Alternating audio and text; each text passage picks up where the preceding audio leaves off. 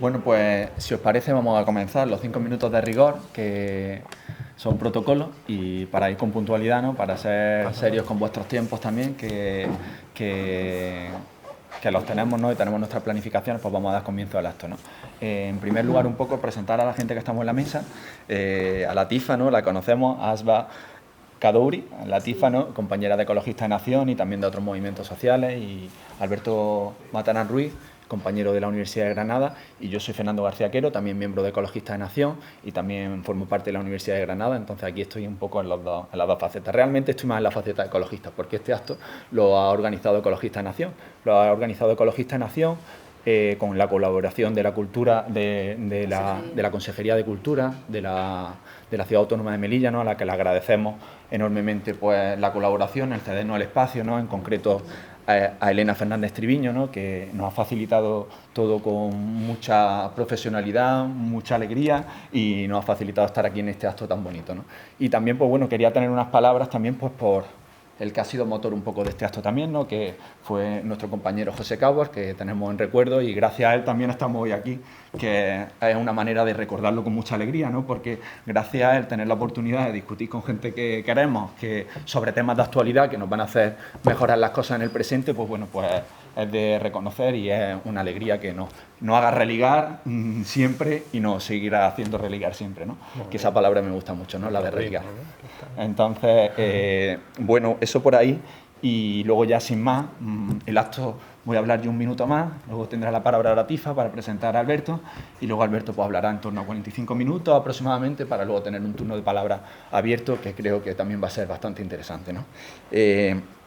Sin más, un poco la charla, cuyo título es Emergencia climática, crisis energética y escasez de materiales, cómo reconstruimos las alternativas, pues es un tema de total actualidad, ¿no? De hecho, se enmarca absolutamente en tres acontecimientos que han pasado hace poco, el mes pasado, ¿no? Uno, pues, es la COP27, ¿no? Que es la Conferencia de Naciones Unidas por el Cambio Climático, que fue en Egipto hace poco, ¿no? En la que se discutieron estos temas de manera acalorada, aunque con escasos resultados, la verdad. Otros acontecimientos que están ocurriendo son los actos de protesta no violenta que está habiendo en muchos colectivos ambientales, ¿no? Que están haciendo que haya temas con mayor o menor polémica, que podríamos entrar en detalles, pero bueno, que por lo menos que estén en el candelero y que empiecen a verse, porque son cuestiones graves que tenemos que ver cómo ponemos solución y cómo las transformamos. Y también la reunión del G20, ¿no? Del grupo de los 20 países más desarrollados, que también tiene bastante que ver en estos temas, ¿no? Las decisiones que se toman ahí. E incluso más allá, que parece que el tema a priori podría ser como algo un poco alejado de nuestro día a día, está estrechamente vinculado a toda la discusión post-COVID, tanto en temas ambientales como en temas económicos, ¿no? Con los fondos Next Generation, toda la discusión de fondos Next Generation, que como sabéis son fondos que vienen de Europa, se supone, para la transición ecológica y social de nuestra economía. Bueno, entonces, pues de ahí que sea tan relevante tener a Alberto aquí hoy y poder charlar y discutir de estos temas, ¿no? En cuanto a la temática de la conferencia, he dicho el título, ¿no? Pero realmente se enmarca en una línea de Alberto de trabajo, en el que han dado a luz, entre otras muchas publicaciones y libros, pues a 3 libros que son referencias de estos temas, que ya en 2011 pues agruparon en un libro que se llama La Tierra no es muda, diálogo entre el desarrollo sostenible y el postdesarrollo. Luego en 2014, que lo tenía en casa, pero no lo he traído porque es más gordo que estos dos, y digo, mira, para luego no estar toda la noche con ellos, si me tomo algo, pues no lo he traído, pero que se llama Los inciertos pasos desde aquí hasta allá, alternativas socioecológicas y transición postcapitalista. Y un tercer libro, que es Para evitar la barbarie, que coordina también Alberto, coordina los 3, en este caso con Jorge Richman y Óscar Carpintero, pues en esa discusión y más contemporánea, ya en 2022, pues aterriza un poco la temática de esta charla, ¿no? Ya sin más, no me extiendo más, le dejo la palabra a Latifa para que presente a Alberto. Hola, buenas tardes a todos y a todas. Bueno, soy Latifa, gracias Fernando por tu intervención. A mí me toca la parte de presentar a Alberto Matarán Ruiz, aquí lo tengo a mi derecha. Actualmente es profesor en la Universidad de Granada en el área de urbanismo y ordenación territorial. Yo voy a leer una pequeña chuleta que simplifica un poquito, una pequeña reseña de lo que es su trayectoria profesional y académica. Y bueno, y dice así, tras los estudios de posgrado y varios años de experiencia como técnico medioambiental, pues se doctora en Granada, en su universidad. Esto fue en el 2002. Y aunque en ese tiempo ha sido también investigado y profesor invitado en varias universidades, también su interés en la autosostenibilidad local y su toma de conciencia respecto a la importancia de la participación para abordar las transiciones necesarias del siglo XXI marcan sus actuales proyectos de investigación, en los que trabajan los espacios de las periferias metropolitanas, la agroecología, los sistemas agroalimentarios. Los sistemas agroalimentarios locales y los desbordes que la ciudadanía activa está produciendo en el ámbito latinoamericano con una visión decolonial. Pues este ha sido mi pequeño resumen. Le voy a dar paso a él para que presente su ponencia. Muchísimas gracias por vuestra asistencia y nada, adelante, Alberto. Bueno, pues lo pongo aquí también, ¿no? No dejarte aquí solo para escucharte mejor. Eso lo quiere. Luego nos subimos. Lo quiere. Bueno, pues muchas gracias Fernando, Latifa y a Pepe Cabo también, José Cabo y el resto de compañeros y compañeras de Gelaya, de Ecologistas de Nación en Melilla. También al Gobierno de la Ciudad Autónoma de Melilla por dejarnos este edificio, un espacio muy agradable, y por supuesto a vosotros y a vosotras por estar aquí esta tarde, ¿no? Sábado tarde de las 7, pues con el día tan bonito que hace, pues se agradece mucho poder contar aquí con tanta gente para poder discutir sobre estos temas. Yo tengo preparado una sesión, como decía Fernando, de 40 minutos, 45. ¿Me acerco al micro? Vale. Sí, a este, vale. ¿Ese está bien? Es que yo creo que no está encendido, ¿no?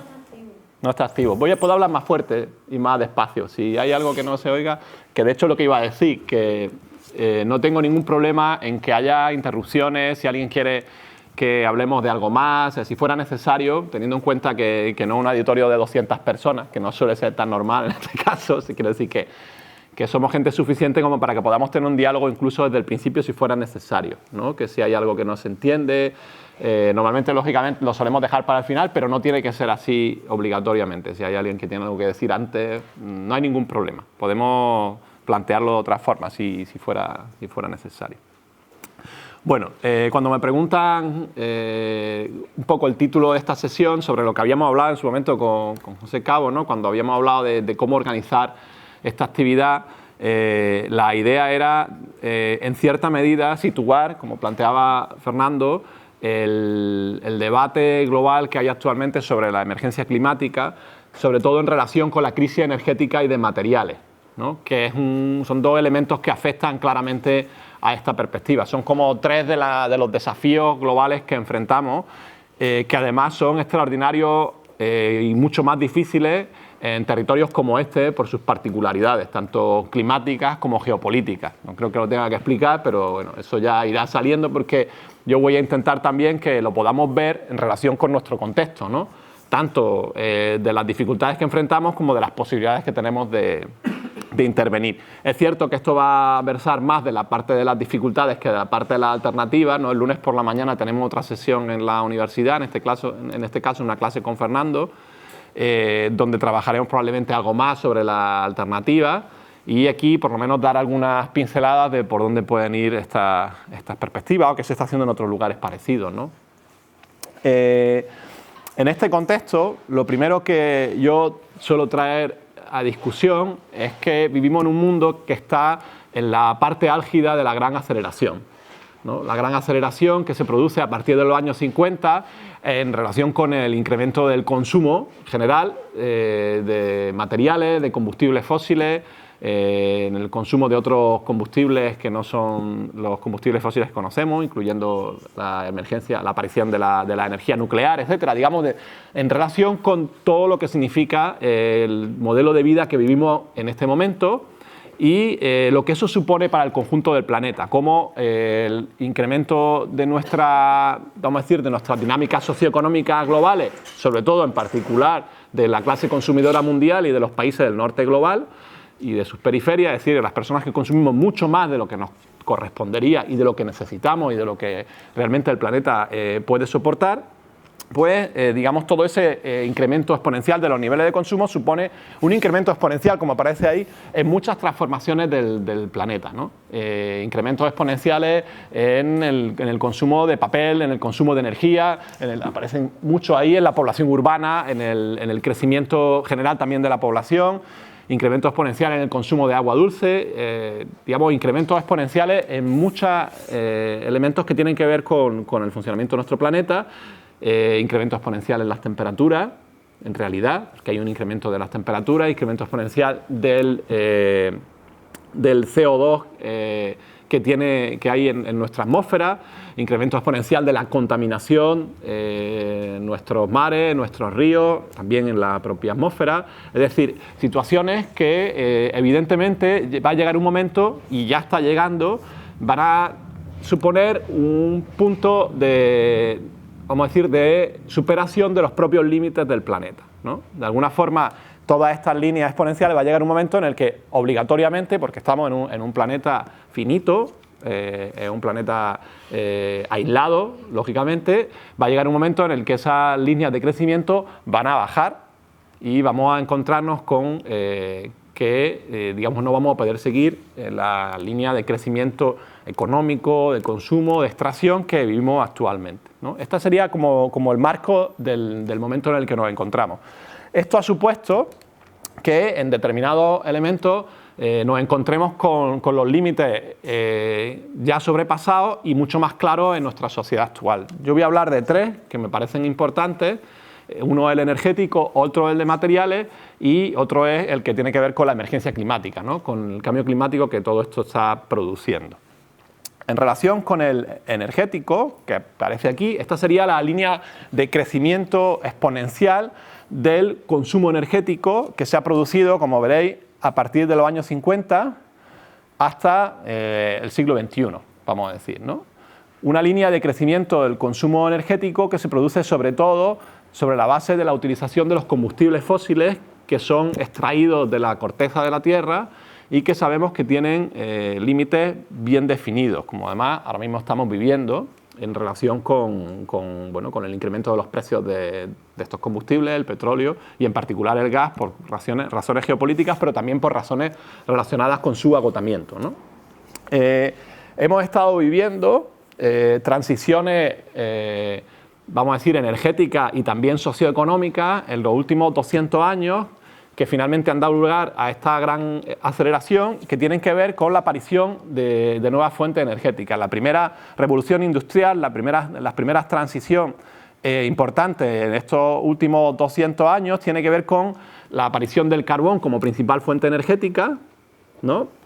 Y la segunda tendría que ver con la aparición del petróleo como principal fuente energética en nuestras sociedades, ¿no? Estamos hablando de dos transiciones energéticas de carácter incremental, de tal manera que el petróleo, cuando aparece el petróleo como principal fuente energética, esto no significa que se deje de usar carbón, sino que utilizamos ahora mismo más carbón que en cualquier momento de la historia de la humanidad. Es decir, son transiciones todas incrementales, siguiendo esta línea de la gran aceleración, de que cada vez consumimos más y cada vez que tengamos más disponibilidad de recursos, vamos a seguir consumiendo más todavía. No es que pensemos que hay una nueva tecnología o una nueva fuente energética y eso haga que disminuyamos el uso de la fuente energética anterior, ¿no? o que predominaba o que era hegemónica anteriormente, ¿no? Entonces, en esta imagen vemos en el ámbito energético cómo ha evolucionado y cómo esas transiciones han sido de carácter incremental, incluso en relación con la biomasa, que era históricamente la fuente fundamental de energía que, digamos, con la que vivía la humanidad hasta hace 150 años, vamos a decir, a nivel global, y hasta hace 100 años o incluso 50 años en la mayor parte de las sociedades, incluso que actualmente son sociedades solares que viven sobre todo de la energía de la biomasa y otras formas de energéticas que tienen que ver con la energía que nos da el sol finalmente, ¿no?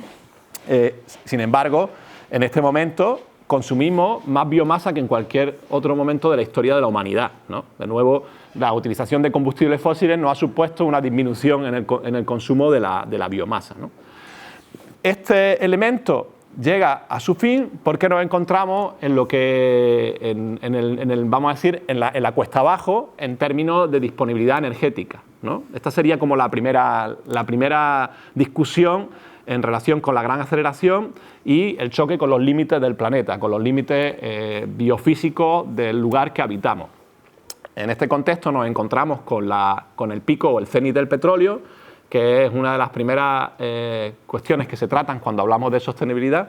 Y yo siempre hago una pregunta al público, normalmente la hago y genero un debate, no tiene por qué ser así aquí, porque entiendo que es otra forma, pero sí me gustaría saber quiénes de vosotros, de vosotras, de ustedes, habían oído hablar del pico o el cenit del petróleo anteriormente. Si no le importa levantar la mano, quien haya oído hablar de eso. Lo normal es que sea poca gente, pocas personas. Yo soy profesor del último curso de Ciencias Ambientales de hace pues ya 20 años y todavía, actualmente, cuando yo hago esta misma pregunta en clase, la mayor parte de las personas que están allí, de los estudiantes y las estudiantes, no han oído hablar del pico del cenit del petróleo, todavía a 2022. Todavía sigue ocurriendo esto. Lógicamente no es culpa de esas personas, igual que no es culpa de quienes estáis aquí no haber oído nunca hablar de este elemento, porque la situación es que vivimos en una sociedad cuyo funcionamiento tiene que ver directamente con el consumo de petróleo, ¿no? De hecho, me contaban bueno, una cosa que ya en algún momento habíamos hablado, que la energía eléctrica de la ciudad de Melilla viene de una planta de producción de diésel, ¿no? de una planta que utiliza diésel para producir energía eléctrica, ¿no? Eso es petróleo, ¿no? Una forma de transformar el petróleo para producir energía eléctrica, con lo cual, cuando estamos hablando de escasez de recursos energéticos como el petróleo en una ciudad como esta, cuya energía eléctrica depende del petróleo para poder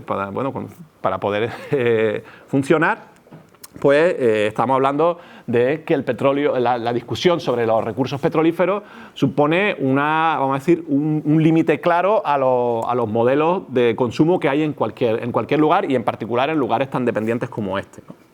Por eso no se habla claramente del cenit o el pico del petróleo, que básicamente a lo que se refiere es a que estamos entrando en la cuesta abajo en la disponibilidad de este recurso energético fundamental. Es decir, hay una discusión según el momento en el que se da, pero hay más o menos un acuerdo de que en torno a partir de 2005, o sea que hace ya más de una década, casi 17 años, ¿no? Ya se pasa, ya hemos entrado en el periodo de disminución, que probablemente también es exponencial, de la disponibilidad de este recurso energético fundamental en lo que respecta al petróleo convencional, vamos a decir, al petróleo que es fácil de extraer, que tiene bastante energía y que además es fácil de transformar, ¿no? Entre otros el que se convierte en diésel, como el que se utiliza en la termoeléctrica que hay aquí, ¿no?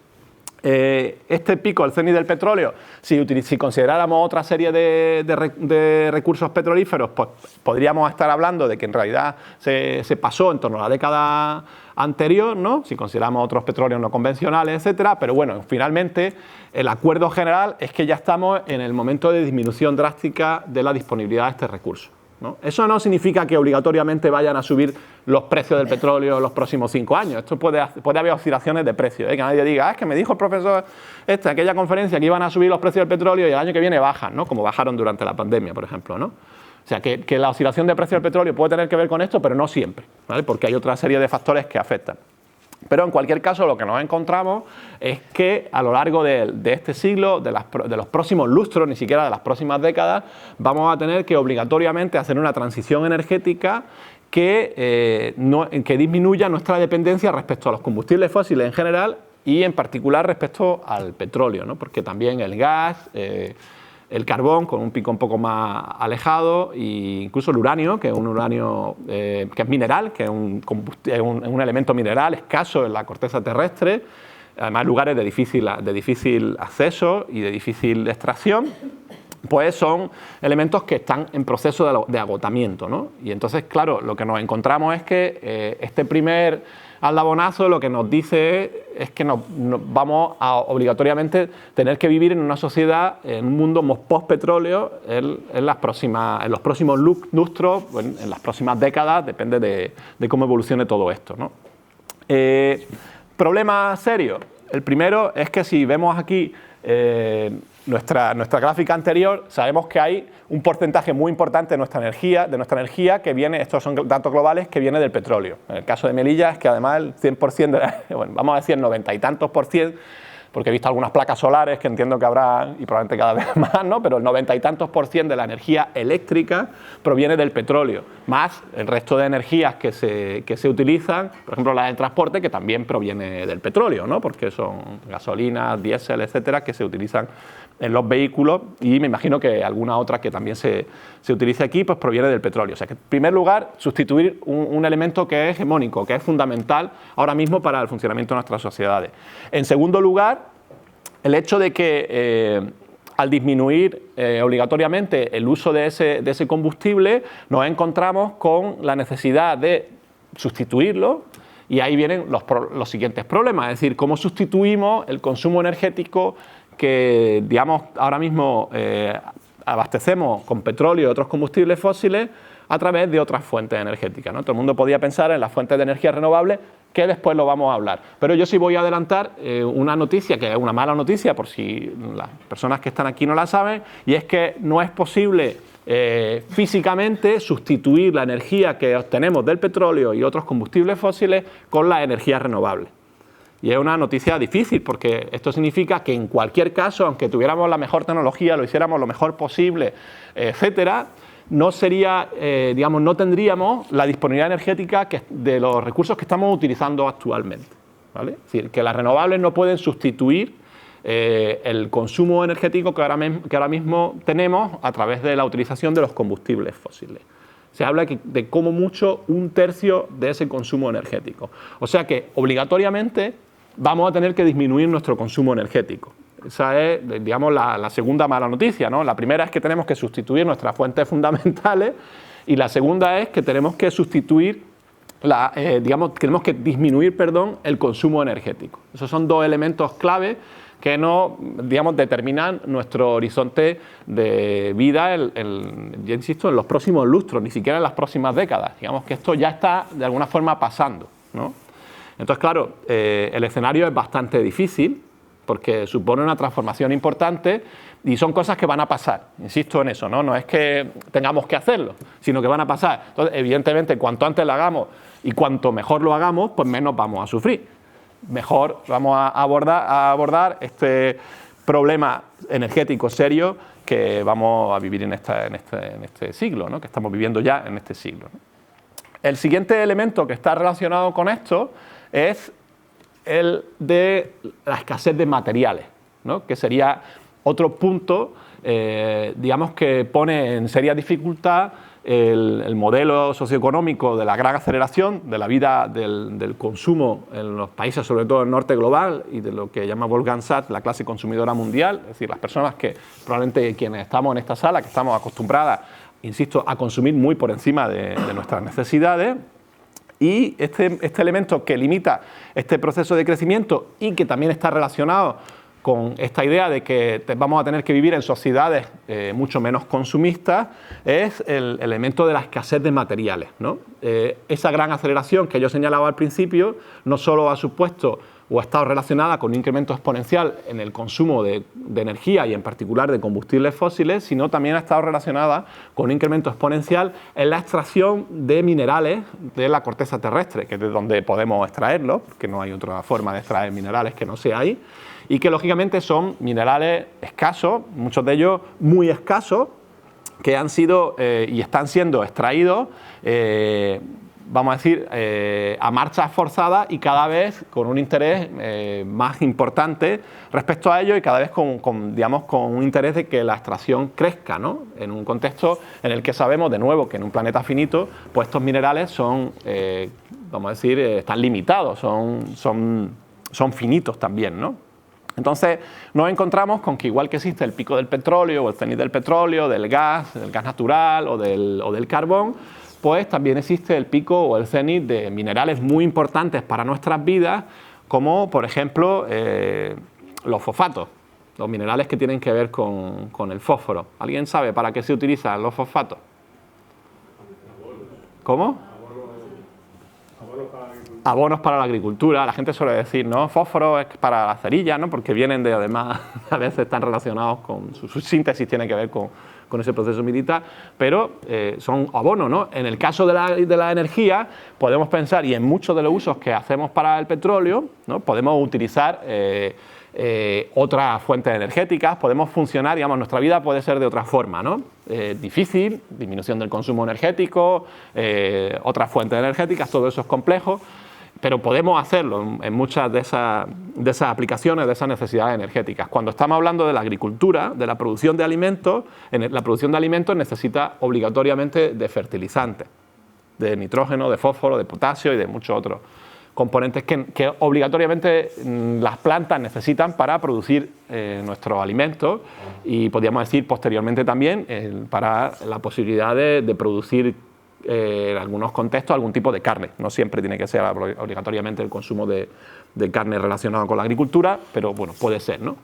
Entonces, la agricultura industrial actual utiliza este tipo de fertilizantes de síntesis que se producen de nuevo utilizando también petróleo y también utilizando materiales minerales de origen mineral, ¿no? Como por ejemplo los fosfatos que vienen del Sáhara Occidental, ¿no? Que no están demasiado lejos de aquí y que es una de las explicaciones además de por qué hay tensiones geopolíticas en ese territorio, porque hay unas necesidades de extracción mineral con muchos intereses globales, porque de ahí depende la posibilidad de extraer fosfatos o en Perú, o en el Sáhara, o en otros lugares, de ahí depende el mantenimiento de la agricultura industrial, y eso es un tema muy serio, ¿no? Porque tiene que ver con la alimentación del planeta, ¿no? Lógicamente alguien me diría, pero antes no había fertilizantes de síntesis, ¿no? Estas son cosas de los años 40, de la Revolución Verde, de los años 50, cierto, la agricultura se puede fertilizar de otras formas. Y ya empieza a darnos pistas de probablemente por dónde tiene que ir el futuro de nuestra adaptación a una situación de disminución drástica en el consumo energético y también de materiales. Bueno, pues una agricultura que sea de nuevo capaz de recircular sus nutrientes como existía siempre, de tal manera que los residuos que se producen tanto en el ámbito de la producción animal como en los ámbitos donde vivan las personas, en donde sea, ya sea en el ámbito rural o urbano, puedan ser recirculados, porque son nutrientes, y puedan ser recirculados, igual que los residuos agrícolas, para de nuevo volver a nutrir, volver a fertilizar nuestros suelos, ¿no? Entonces, claro, por un lado nos encontramos con que ese pico de esos minerales nos pone en dificultad nuestro sistema alimentario, porque ahora mismo es dependiente, sobre todo en el norte global, de la producción industrial, de la agricultura industrial, es decir, del uso de fertilizantes de origen, vamos a decir, mineral, y utilizando petróleo. Pero por otro lado, sabemos que existe esa alternativa de volver a reconstruir nuestro sistema agrícola sobre la base de la recirculación de los nutrientes, ¿no? De la utilización de fertilizaciones orgánicas que no necesitan ni petróleo, ni necesitan la extracción de minerales en tierras lejanas, ni la guerra que eso puede o lleva aparejado, ¿no? Las ocupaciones, las disputas y finalmente la muerte, ¿no? Entonces, bueno, ahí nos encontraríamos con otro elemento que sería importante. También hay otra serie de cuestiones que se tratan mucho. Hay una ingeniera que se llama Alicia Valero, que junto a Antonio Valero y a Guiomar Calvo están haciendo muchos trabajos en relación con la escasez de minerales. Tienen un libro que se llama Tanatia. Ayer tenemos un curso donde tratamos este tema. Y lo que hacen en este grupo de investigación de la Universidad de Zaragoza, que es referencia global, mundial, del estudio de los límites minerales, es analizar cuál es la disponibilidad de minerales que tenemos en nuestro planeta, y en particular están analizando también los minerales que llamamos minerales críticos para la transición energética, ¿no? Estábamos hablando anteriormente de que vamos a tener menos disponibilidad de combustibles fósiles, petróleo, gas, etcétera, y que además, después veremos, necesitamos reducir su consumo, y que podríamos llegar a 1/3 de producción de la energía que consumimos actualmente a través de las energías renovables. Las energías renovables, digamos, como concepto son muy interesantes, no pueden ser útiles, después veremos algún detalle al respecto, y lógicamente también tenemos que orientar a lo que se llama, o hay un planteamiento que es orientar a la electrificación de nuestras sociedades, ¿no? Es decir, hacer una transición energética que electrifique nuestra sociedad, es decir, que la intente basar en el consumo de energía eléctrica que supuestamente se puede producir a través de fuentes renovables. Y también hay otro elemento que probablemente en algún momento hablaremos, que es la industria del hidrógeno. Es decir, la renovable y el hidrógeno lo vamos a hablar dentro de un poquito. Pero sí vamos a hablar de los materiales. Si hacemos una transición energética basada en el consumo, digamos, en la electrificación de nuestras sociedades, necesitamos incrementar el consumo de determinados minerales que son importantes para esa transición energética, ¿no? Entre otros, pues, puede sonar pues, el cobre. Bueno, aquí empieza a aparecer el conjunto de la tabla periódica de los elementos, porque empiezan a aparecer muchos minerales que son necesarios en la electrificación, que hasta el momento no eran utilizados de una forma tan profusa, ¿no? No eran tan importantes en nuestras sociedades, ¿no? Entonces empezamos a chocar con otros límites en la disponibilidad de minerales, por ejemplo, en minerales que ahora mismo son tan importantes como el cobre, ¿no? Que es uno de esos minerales clave, ¿no? En esta transición energética, si, digamos, tal y como se está diseñando, con una electrificación masiva del sistema de transporte, chocaría directamente con los límites de disponibilidad del cobre o con los límites de la disponibilidad de otra serie de materiales que están relacionados con los motores eléctricos o con materiales conductores para esa transición energética, ¿no? Hay muchos ejemplos, pero sí, el litio, por ejemplo, de las baterías, podría ser un ejemplo clave para esto también, ¿no? Sobre todo cuando estamos hablando de movilidad autónoma, de automóviles que necesitan baterías, o incluso en otra serie de usos que también pueden aparecer en la electrificación, ¿no? Entonces, claro, estamos en un contexto en el que, por un lado, tenemos una escasez de disponibilidad de recursos energéticos, la obligación de disminuir el consumo energético, que va a ocurrir en cualquier caso, y tenemos también un proceso de escasez acelerada en la disponibilidad de recursos minerales, ¿no? De minerales importantes como los que están relacionados con la agroindustria, con la agricultura industrial convencional, o los que están relacionados con la posible transición energética para la electrificación, como el cobre, el litio o muchos otros, ¿no? Entonces, estos dos contextos marcan claramente el horizonte de nuestro futuro en los próximos lustros, en las próximas décadas. Claro, aquí lo que nos encontramos también es cómo, de alguna forma, nuestro sistema económico es un sistema que es fosilista y que además es extractivista. Vivimos en sociedades minero-industriales, ¿no? La minería ha existido desde hace siglos, milenios, podríamos decir incluso, ¿no?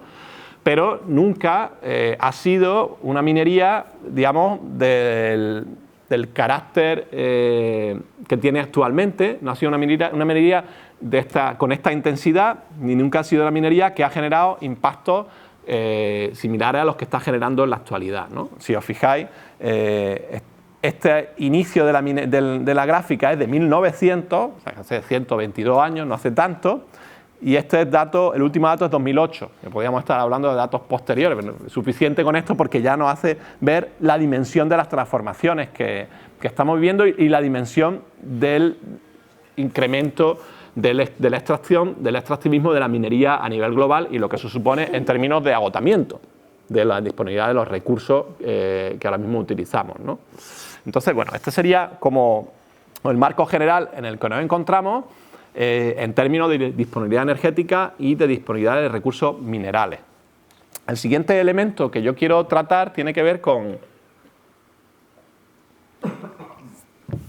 el cambio climático, con la emergencia climática, ¿no? No sé, estoy mirando cómo voy de tiempo, que no... Vale, como 10 minutillos, un cuarto de hora más o así, o intento ir un poco más rápido aquí, porque entiendo que la parte del cambio climático, la emergencia climática es más conocida, ¿no? Si yo hubiera hecho la misma pregunta de quién tiene más o menos una idea de lo que es el cambio climático, pues la mayor parte de las personas que estáis aquí, no la voy a hacer, pues responderíais, pues más o menos yo sé lo que es, ¿no? Sabemos que hay un consenso científico de que hay un incremento de las temperaturas que tiene que ver con el incremento de gases de efecto invernadero en nuestra atmósfera, ¿no? Sobre todo el CO2, pero también otros, como por ejemplo el metano. Y estos gases están produciendo y van a producir durante un tiempo un incremento de las temperaturas. Y eso además, como ya lo estamos viviendo, ¿no? con sus picos, pues ya más o menos la mayor parte de la población pues lo sabemos y lo reconocemos. sabemos y reconocemos además que tiene que ver con las emisiones humanas, ¿no? Sabemos que hemos sido las personas, en particular nuestro sistema socioeconómico, algunas personas más que otras, quienes hemos generado el incremento de las temperaturas que se está produciendo y el que se va a producir en un futuro.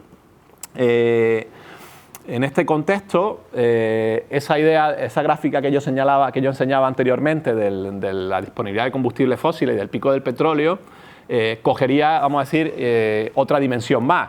Ya no es solo que entramos en la disminución exponencial de la disponibilidad de estos combustibles fósiles, sino que además no podemos consumirlos y mucho menos seguir consumiéndolos como hasta ahora, porque si los consumiéramos estaríamos hablando de un nivel de CO2 en la atmósfera, de unas concentraciones de CO2 en la atmósfera que generarían incrementos de temperatura que pondrían en clara dificultad la posibilidad de una vida buena en nuestro planeta. Es decir, ya no es solo que vamos a tener que disminuir el consumo energético o el consumo de combustibles fósiles porque están escaseando, sino porque además ese consumo de combustibles fósiles está generando un incremento muy importante de las temperaturas en nuestro planeta, ¿no? A través del cambio climático, la emergencia climática. Entonces, aquí aparece otro elemento que se suma más y que da más dificultades, ¿no? Tenemos escasez energética, escasez de materiales y además hemos generado procesos de transformación, como por ejemplo este de la emergencia climática, que nos da, digamos, genera también muchas dificultades. Muchas dificultades que tienen que ver con un incremento de las temperaturas, que se habla de un incremento medio de 1,5 grados, que probablemente ahora mismo con el nivel de emisiones podamos estar por encima de ese escenario de 1,5 grados. Y ese incremento de 1,5 grados supondría en superficie incremento de entre 3 o 4,5 grados en la superficie emergida de la Tierra, y en zonas como esta, del norte de África o del sur, cuando estamos hablando del sur de Europa, que lo tenemos un poquito más trabajado lógicamente, pero son parecidas, esos incrementos pueden ser todavía mayores, ¿no? Y de hecho, en cierta medida ya estamos empezando a verlo, a vivirlo, ¿no? También estaríamos hablando de problemas serios en relación con riesgos importantes que tienen que ver con, por ejemplo, la subida del nivel del mar, ¿no? Con la disminución drástica vamos a poner aquí, en las lluvias, en las precipitaciones, en lugares, digamos, semiáridos como este, ¿no? Ya hace tiempo que se sabe que los modelos de predicción de la disminución de agua en nuestro planeta y en regiones o en territorios como este se están cumpliendo. Es decir, cuando había estudios científicos hace ya décadas que hacían previsiones de disminución de la disponibilidad de recursos hídricos, esa disminución de la disponibilidad de recursos hídricos se ha ido cumpliendo década tras década, incluso cumpliéndose con algunos de los peores escenarios, de tal manera que, por ejemplo, en Andalucía estamos hablando de disminución de la disponibilidad de recursos hídricos entre el 20 y el 30% según los estudios. O sea, estamos hablando de disminuciones drásticas, que eso ya se está viviendo, ya no solo en momentos de sequía más o menos extremos como el que hay ahora mismo, sino en general la dinámica media dentro de los altibajos que tiene que ver con la disponibilidad de estos recursos. Imaginaros lo que eso significa en zonas semiáridas como esta, ¿no? Y con escasez de recursos hídricos, si se suma a la escasez de combustibles fósiles. De hecho, la ciudad de Melilla, ¿no?, que tiene una de sus fuentes de agua, vamos a decir, dulce más importante, la desalinizadora. Entiendo que esa desalinizadora utiliza energía no renovable para funcionar, ¿no? Eso no lo hemos hablado, pero entiendo que es así. Y, lógicamente, esa utilización de energía no renovable supone dos problemas. Uno, si va a haber menos agua, se supone que se va a necesitar más agua desalinizada cuando funcione. Y, en segundo lugar, eso va a chocar contra la disminución de la disponibilidad de recursos energéticos, combustibles fósiles, para que pueda funcionar esa planta desalinizadora, ¿no? Con lo cual, dos problemas que atañen a este territorio. Si además estamos hablando de mayores sequías, de mayores inundaciones también, si estamos hablando también del incremento de las temperaturas, pues todo eso va a generar lo que llamamos una emergencia que necesita ser respondida, ¿no? También aparecerán, como decía, os señalaba, la cuestión de los fenómenos climatológicos extremos que ya se están multiplicando en el conjunto del planeta, en particular en las zonas más vulnerables, y también aparecería la cuestión de la subida, el crecimiento del nivel del mar, ¿no?, que si bien son todavía medidas vamos a decir, que pueden considerarse pequeñas, pero una subida media del nivel del mar en lugares como este puede ser mayor por las condiciones particulares, además de la cuenca mediterránea, y además la subida media significa que como bien sabéis, el nivel medio crece, pero eso hace que cuando haya tormenta o algunos procesos, digamos así, climatológicos extremos, pues la subida de esas tormentas, de esos fenómenos climatológicos, es todavía más destructiva, ¿no? Entonces, bueno, pues una ciudad costera como esta, pues tiene o va a tener más problemas para enfrentarse a estos problemas, a esta cuestión del cambio climático. Voy a avanzar sobre la perspectiva del cambio climático y la cuestión del panel intergubernamental. Si queréis lo tratamos, pero creo que me lo puedo saltar porque me interesa mucho que hablemos de esto, ¿no? De cuáles son las alternativas. Yo he prometido que iba a hablar de 2 cosas más, no sé hasta dónde me dará tiempo a hablar, porque creo que bueno, estoy yendo un poco más lento de lo que pensaba, pero hay 2 elementos. Uno que prometí hablar, que es la cuestión de las energías renovables, ¿no? Que ya he señalado anteriormente que no pueden producir toda la energía que necesitamos ahora mismo o que consumimos ahora mismo, y además tendrían otra serie de problemas que estarían relacionadas con las dificultades en la electrificación, ¿no? Con las dificultades que tenemos en relación con los materiales disponibles. Las tecnologías de producción de energía renovable, energía eléctrica a través de fuentes renovables, fotovoltaica y eólica sobre todo, son tecnologías que necesitan también, son muy intensivas en el uso de materiales, ¿no? Necesitamos una cantidad mayor de materiales, curiosamente, de la que se necesita para los combustibles fósiles, que ya hemos descartado por varias razones, aparte por el agotamiento, también por la emergencia climática, pero en cualquier caso, para la producción de energía con energía renovable necesitamos muchos materiales, lo cual significa que necesitamos combustibles fósiles también para generar esta tecnología, y también significa que la producción de energías renovables tiene un límite en relación con la disponibilidad de materiales que yo señalaba anteriormente. Es decir, si necesitamos cobre, pero necesitamos hierro, necesitamos aluminio, litio o el resto de elementos, tierras raras, etcétera, de la tabla periódica, ¿no? Para las tecnologías de producción de energía renovable, pues lógicamente sabemos que esas tecnologías también son limitadas, ¿no? Entonces nos encontramos con otro problema serio en relación con esa producción energética, que ya no es solo el problema físico de que, digamos, termodinámicamente podamos producir 1/3 de la energía, de las discusiones que hay en torno a 1/3 de la energía ahora mismo consumida, sino que además nos vamos a encontrar con esos límites de materiales para poder, vamos a decir, imaginaros llenar de placas el desierto del Sáhara, que alguna vez se ha hablado de eso, ¿no? Llenar de placas solares el desierto del Sáhara como idea de producción energética. O la gente dice, si sol hay de sobra, ¿no? Puede ser que irradiación solar haya de sobra, pero no está nada claro que hubiera materiales suficientes como para llenar el desierto del Sáhara de placas solares, aparte que veamos que eso fuera deseable o no, aparte que pensemos que ahí también vive población, tiene su valor ecológico, etcétera, ¿no? Que son otras cuestiones, ¿no? Entonces, nos encontramos con que las renovables tienen el límite termodinámico y tienen, el límite físico de capacidad de producción energética a nivel global, y luego tienen también el límite de los materiales que utilizan.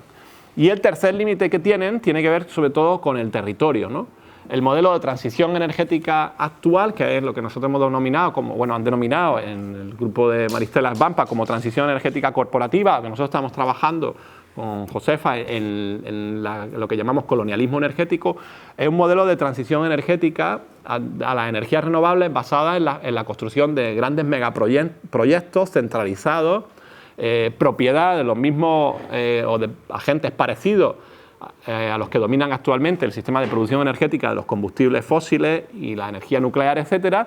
Y este modelo, de alguna forma, está generando grandes tensiones territoriales, porque es un modelo que, digamos, trata de producir energía en grandes plantas, trata de producir energía en los lugares donde esas plantas son más eficientes, más baratas y más fáciles de colocar, sobre todo lugares del sur global, o de la periferia de los espacios de gran consumo, como por ejemplo la cuenca mediterránea, el sur de Europa, el sur de España, el sur de la península ibérica, del sur de Italia, Grecia, etcétera, ¿no? Donde esos megaproyectos de energías renovables están siendo, digamos, instalados con ideas como esta de lo del Sáhara, como el proyecto del Desertec, que había hace años, que fue descartado, que era producir energía, sobre todo energía solar, en toda la zona del norte de África, ¿no? Que son proyectos que están siendo retomados en cierta medida y que de alguna forma lo que planteaban es que se podía mantener el nivel de consumo a través de la generación de esos megaproyectos. Hay un límite de carácter material a esto de lo que estamos hablando, hay un límite territorial, y es que las poblaciones que vivimos en el sur no tenemos por qué ceder todo nuestro territorio para que otra gente plantee mantener su sistema de consumo, cosa que además sabemos que es imposible. Y luego hay un límite claro en relación con el hecho de que estos sistemas finalmente no son tan eficientes, porque hay pérdidas serias en el sistema de transporte. Es decir, las líneas de alta tensión, que también producen grandes impactos y consumen materiales, son líneas que tienen pérdidas. Es decir, la energía cuando se transporta pierde, digamos, existen pérdidas. La energía ni se crea ni se destruye, se transforma. Entonces quiere decir que cuando se transporta, también se transforma una parte de esa energía y se pierde generalmente en forma de calor, ¿no?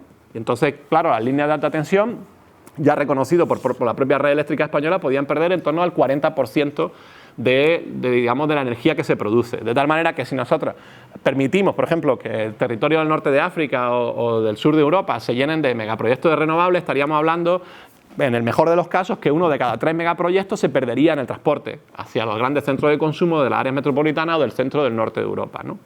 Y lo que es peor es que sabemos que una placa solar en el centro norte de Europa tiene menos eficiencia, ¿no? Porque el sol allí pues, da con menos intensidad, etcétera, ¿no? Bueno, la diferencia de eficiencia entre una placa solar en ese territorio y en territorios como el nuestro está también, más o menos con medias, con discusiones que necesitarían más detalle, pero están también en torno al 30 o al 40%, con lo cual no tiene sentido hacer un gran proyecto de producción de energía renovable en el sur global o en las periferias para abastecer al norte. Tendría mucho más sentido articular la producción energética sobre la base del autoconsumo y de la producción de energía lo más cercana a la fuente de consumo, ¿no? Aquí aparecería el segundo elemento, que es la segunda promesa, y ya voy terminando, que sería la promesa. Vamos bien, gracias Fernando por darme el margen, pero bueno, entiendo que probablemente, y viendo algunas caras, puede ser que hay temas que interesa profundizar o alguien quiere preguntar o cuestionar y opinar, por supuesto. Pero bueno, el segundo elemento que prometía contar, aunque este de una forma mucho más sucinta, es el del hidrógeno, ¿no? Que sería como el siguiente paso de la transición energética, ¿no? Nos están hablando de la transición energética con la electrificación, y nos están hablando de la transición energética a través del hidrógeno, que el hidrógeno no es una fuente energética, sino es lo que llaman un vector energético. Es decir, se produce hidrógeno, que por cierto necesita agua para producirse, eso es un tema ya clave también, y el hidrógeno lo único que hace es que es un vector energético, pero no es una energía en sí misma. Es decir, para producir el hidrógeno necesitamos energía, y el hidrógeno en principio se produciría en estos megaproyectos de energía renovable, que también incluyen megaproyectos de carácter hidroeléctrico, sobre todo en zonas de África, ¿no? Entonces, de alguna forma, en lugar de mandar la energía a través de líneas de alta tensión, se mandaría la energía a través de hidrógeno. El hidrógeno, además, pretenden que vaya a través de, vamos a decir, gasoductos modificados que permitan que este gas, que es un gas muy pequeñito, porque el hidrógeno es una partícula muy pequeña, muy volátil, muy difícil de manejar, pues fuera atravesando grandes distancias a través de gasoductos, con pérdidas importantes y con problemas tecnológicos muy serios, ¿no? Ahora mismo no está muy claro que esto se pueda desarrollar. El propio IPCC, en el último informe, el Panel Intergubernamental del Cambio Climático, reconoce que las tecnologías del hidrógeno no están maduras. En el informe que publicaron en abril de 2021, ¿de 2021? Sí, no, de 2022. Eso, perdón. Además está mal puesto la presentación, ¿no? Reconoce que esta tecnología no está todavía madura como para que pueda ser utilizada, vamos a decir, o considerada como la tecnología del futuro. Y luego, por cierto, igual que las energías renovables, consume agua. Es decir, para producir hidrógeno, lo he dicho anteriormente, necesitamos agua. Es verdad que evidentemente el nivel de contaminación a priori es mucho menor y el nivel de consumo de materiales de algunos puede ser también reducido, pero el incremento del consumo de agua en lugares como o zonas periféricas y semiáridas, como puede ser casi todo el conjunto de la península ibérica, excepto la cornisa cantábrica, y la parte, vamos a decir, donde estamos aquí ahora mismo, toda la cuenca mediterránea y el norte de África, pues si nosotros lo que hacemos es que permitimos que se apueste por una producción energética renovable con megaproyectos y por plantas de producción de hidrógeno, pues podemos correr el riesgo no solo de que nuestros territorios sean afectados, etcétera, sino también de que parte del agua que va a escasear cada vez más sea destinada a la producción de ese hidrógeno que después va a ser consumido en lugares lejanos para crear riqueza también en esos territorios lejanos, ¿no? Entonces, bueno, aquí aparece un factor del cual tampoco la mayor parte digamos, de los más media hablan, ¿no? Porque el hidrógeno hablan de la tecnología verde, ¿no? Hablan así, ¿no? De la energía verde, etcétera, ¿no? Y finalmente es una tecnología que consume territorio, que consume materiales y que además consume agua, ¿no? O sea que vamos a tomarla con esas cautelas. Energía verde, ¿para qué? ¿Para quién? ¿No? O sea, digamos que esto habría que discutirlo. Y en cualquier caso, la perspectiva del hidrógeno tiene que ver con la idea del mantenimiento, por un lado, de la movilidad motorizada actual, un elemento que probablemente choca con muchos límites.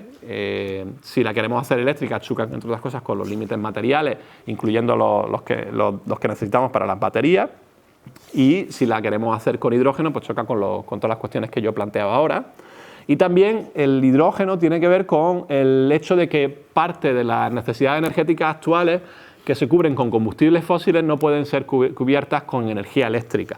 Por ejemplo, la industria siderúrgica y otras industrias, que también se localizan muchas de ellas en el norte y centro de Europa, que no pueden, no pueden ser suministradas, su energía no puede ser suministrada como energía eléctrica, entre otras cosas porque necesitan temperaturas muy altas que no pueden darse con energía eléctrica. Entonces necesitan combustible, y esos combustibles o son combustibles fósiles o hidrógeno, ¿vale? Entonces, claro, finalmente son tecnologías pensadas en mantener los niveles de producción industrial y finalmente de consumo en los lugares del centro y norte de Europa y en otros territorios de nuestro planeta, ¿no? Esto sería la penúltima promesa que he hecho en la discusión anterior y que de alguna forma trata de desmontar la manera en la que nos están vendiendo la transición, las transiciones socioecológicas en general o ecológicas en general y la transición energética en particular, ¿no? Finalmente, para que no nos quedemos solo aquí, estaría la perspectiva de las alternativas y vamos a empezar aquí. Una de ellas tendría que ver con la alternativa energética. Hay una organización que se llama Aliente, con la que hemos trabajado durante bastante tiempo y en el contexto de este grupo y además también de Ecologistas de Nación se apuesta claramente, por un lado, por la disminución del consumo energético. Hablaba Fernando de los fondos Next Generation. Hay una proporción mínima que va a la disminución del consumo energético en estos fondos Next Generation, porque la mayor parte de esos fondos van a apoyar los megaproyectos de producción energética y las tecnologías de producción de energía, de otro tipo de energía y también de producción de hidrógeno y también de la biomasa. Es decir, va a la parte de la producción y además a la parte de los megaproyectos, pero no va a la parte de la reducción del consumo, que es un elemento clave, que produce más empleo, que nos da más resiliencia y que nos permite abordar la realidad en la que vamos a vivir de disminución drástica de la disponibilidad de recursos energéticos. Y la otra parte sería la del autoconsumo o la posibilidad de tener una producción distribuida de energía en el territorio.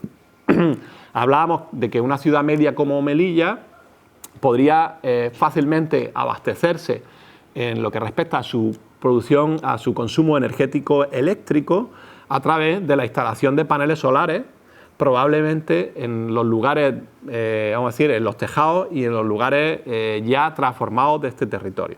Es decir, la producción de energía eléctrica en nuestro país, pronto el Observatorio de la Sostenibilidad de España va a sacar un informe que ha elaborado para Aliente y que ya hemos visto, discutido, que demuestra que la producción de energía en fotovoltaica no tiene que darse en los suelos agrarios ni en megaproyectos en los campos productivos, sino que puede darse fácilmente en lugares degradados, y sobre todo en zonas ya construidas, ya transformadas, en los tejados de las casas, en los tejados de los edificios públicos industriales y también en las grandes infraestructuras, autopistas, autovías, grandes canales de agua, etcétera, ¿no? Entonces habría mucho suelo disponible, mucho espacio disponible sin necesidad de transformar territorios valiosos para favorecer que la producción energética estuviera cerca de los lugares de consumo y además no generara impacto sobre el territorio, ¿no? Esto sería, digamos, ya empezaría en la perspectiva de la alternativa, ¿no? Es decir, bueno, y ahora con todo esto, ¿qué hacemos, no? Pues por un lado, reducir el consumo energético,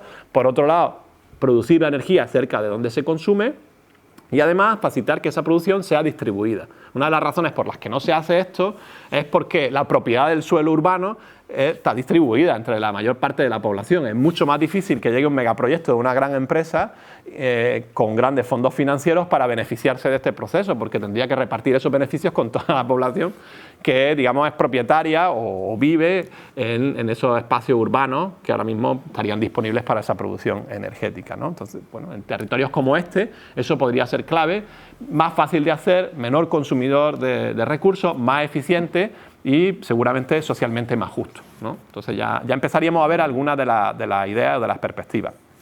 Otra relacionada con todo esto tiene que ver con los espacios de autosuficiencia. Es decir, si ahora nuestra economía está basada en el uso de combustibles fósiles y de materiales que vienen de lejos, pues tenemos que volver a relocalizar nuestra economía, nuestras vidas, ¿no? Con esto voy terminando, ¿eh? Ya si prometo, con esto termino. Esta perspectiva nos da una idea de cuáles pueden ser nuestras alternativas de futuro, ¿no? Es decir, bueno, vamos a ver cómo reducimos nuestro consumo y vamos a ver cómo nos autoabastecemos, ¿no? Cómo tratamos de ser lo más autosuficientes posibles, porque ya no vamos a tener la posibilidad de acceder a materiales y a fuentes energéticas que vengan de tan lejos, ¿no? Y la primera pregunta que nos podemos hacer, ¿y cuál es la escala territorial de esto, ¿no? ¿Qué significa la autosuficiencia? ¿Cuál es la definición del lugar donde somos autosuficientes? Está claro que una ciudad como la ciudad de Melilla y el territorio que, digamos, ahora mismo tiene administrativamente o territorio soberano de esta ciudad no es suficiente para la autosuficiencia de la población que aquí vivís, ¿no? Es decir, en términos energéticos podríamos verlo, habría que ver. No recuerdo si este informe incluye también Ceuta y Melilla. Si lo incluye estaría bien porque después lo vamos a territorializar, nos lo han prometido, nos van a dar los datos autonómicos, pero no recuerdo si incluye Ceuta y Melilla. Si incluye después los pasaremos. No suelen aparecer los datos de Ceuta y Melilla en muchas estadísticas. No suelen estar, ¿no? De todas formas, luego no, una vez que esté la metodología hecha, si queréis ya lo hablamos y que se pueda hacer aquí, ¿no? Porque no es tan difícil, ¿no? El problema después es hacerlo, ¿no? Digamos, no, ejecutar el uso de esos lugares, ¿no? Pero bueno, en términos energéticos podría ser. Pero en términos alimentarios o de agua o de otros materiales, evidentemente no, ¿no? Habría que plantearse una opción. Nosotros estamos trabajando una perspectiva que es la perspectiva biorregional, que es, vamos a decir, articular espacios territoriales que son, digamos, están relacionados con espacios territoriales históricos. Puede ser la Guelaya aquí, en términos de un territorio, digamos, de ámbito más amplio, pues seguramente algo que vaya más allá de la recuperación de los sistemas históricos de autosuficiencia que había en cada territorio. En la zona semiárida tiene sus complejidades, ¿no? Porque aquí ha habido niveles de incremento de la población, digamos así, muy ajenos a la disponibilidad de recursos, ¿no? Entonces entraríamos con otros límites, pero bueno, podríamos empezar a discutirlo y en un territorio como este, evidentemente la autosuficiencia biorregional iría mucho más allá de la frontera, ¿no? Y eso supondría, pues, digamos, dificultades más serias que en otros sitios todavía, ¿no? Ya es difícil replantearse la autosuficiencia en términos, por ejemplo, alimentarios, hídricos, energéticos, en territorios donde no hay frontera, pues en territorios donde hay frontera como esta, mucho más, ¿no? Hay estudios muy interesantes de proyectos biorregionales, digamos decir, de estructuras territoriales de autosostenibilidad, de autosuficiencia, en la zona de la frontera entre México y Estados Unidos, ¿no? En la zona de San Diego, donde hacen, sobre todo, además de carácter hídrico, porque hay además que el río cruza la frontera. No es que el río es la frontera, sino que además la cruza, ¿no? Hay una cuenca y la cuenca es interfronteriza, igual que aquí hay cuencas interfronterizas en Melilla, ¿no? Entonces, el planteamiento biorregional cambia la perspectiva y la necesidad de que haya una gestión de esos recursos y una visión de autosuficiencia que sea también, vamos a decir, que vaya mucho más allá de los límites administrativos o de soberanía de los Estados-nación, ¿no? Entonces, bueno, este es el aterrizaje de cuál podría ser la referencia espacial, ¿no? Y el concepto que nosotros utilizamos, que es el concepto de la bioregión, como, digamos, lugar para articular las transiciones socioecológicas. Yo digo, relocalizar, disminuir el consumo de recursos lejanos. Y me preguntáis, ¿dónde? Y empezamos a plantear, bueno, pues hay que ver cuál es la bioregión de este territorio y cómo nos podemos poner de acuerdo las poblaciones que vivimos en esta bioregión para adaptarnos a las circunstancias de este siglo XXI que vamos a atravesar. Y ya finalmente, algunas ideas generales de la reconstrucción de las alternativas, ¿no? Que yo he señalado algunas energéticas, que he estado por lo menos haciendo una reflexión de lo que sería la cuestión de la escala territorial, de lo biorregional, de lo que es lo local, ¿no? Cuando alguien dice, habla de la relocalización de la autosuficiencia, ¿cuál podría ser? En cada territorio habría que definirlo. Y luego, perspectivas de cuáles pueden ser estrategias o criterios generales de rearticulación de nuestros sistemas socioeconómicos para favorecer la autosuficiencia, ¿no? Ahí aparecen algunas que, bueno, que pueden darnos alguna idea. Ahora se habla mucho de la economía circular, ¿no? Es un concepto muy interesante. Hay estrategias de economía circular, la estrategia europea, estatales, regionales, locales de economía circular. Tiene que ver con esa idea del cierre de los ciclos.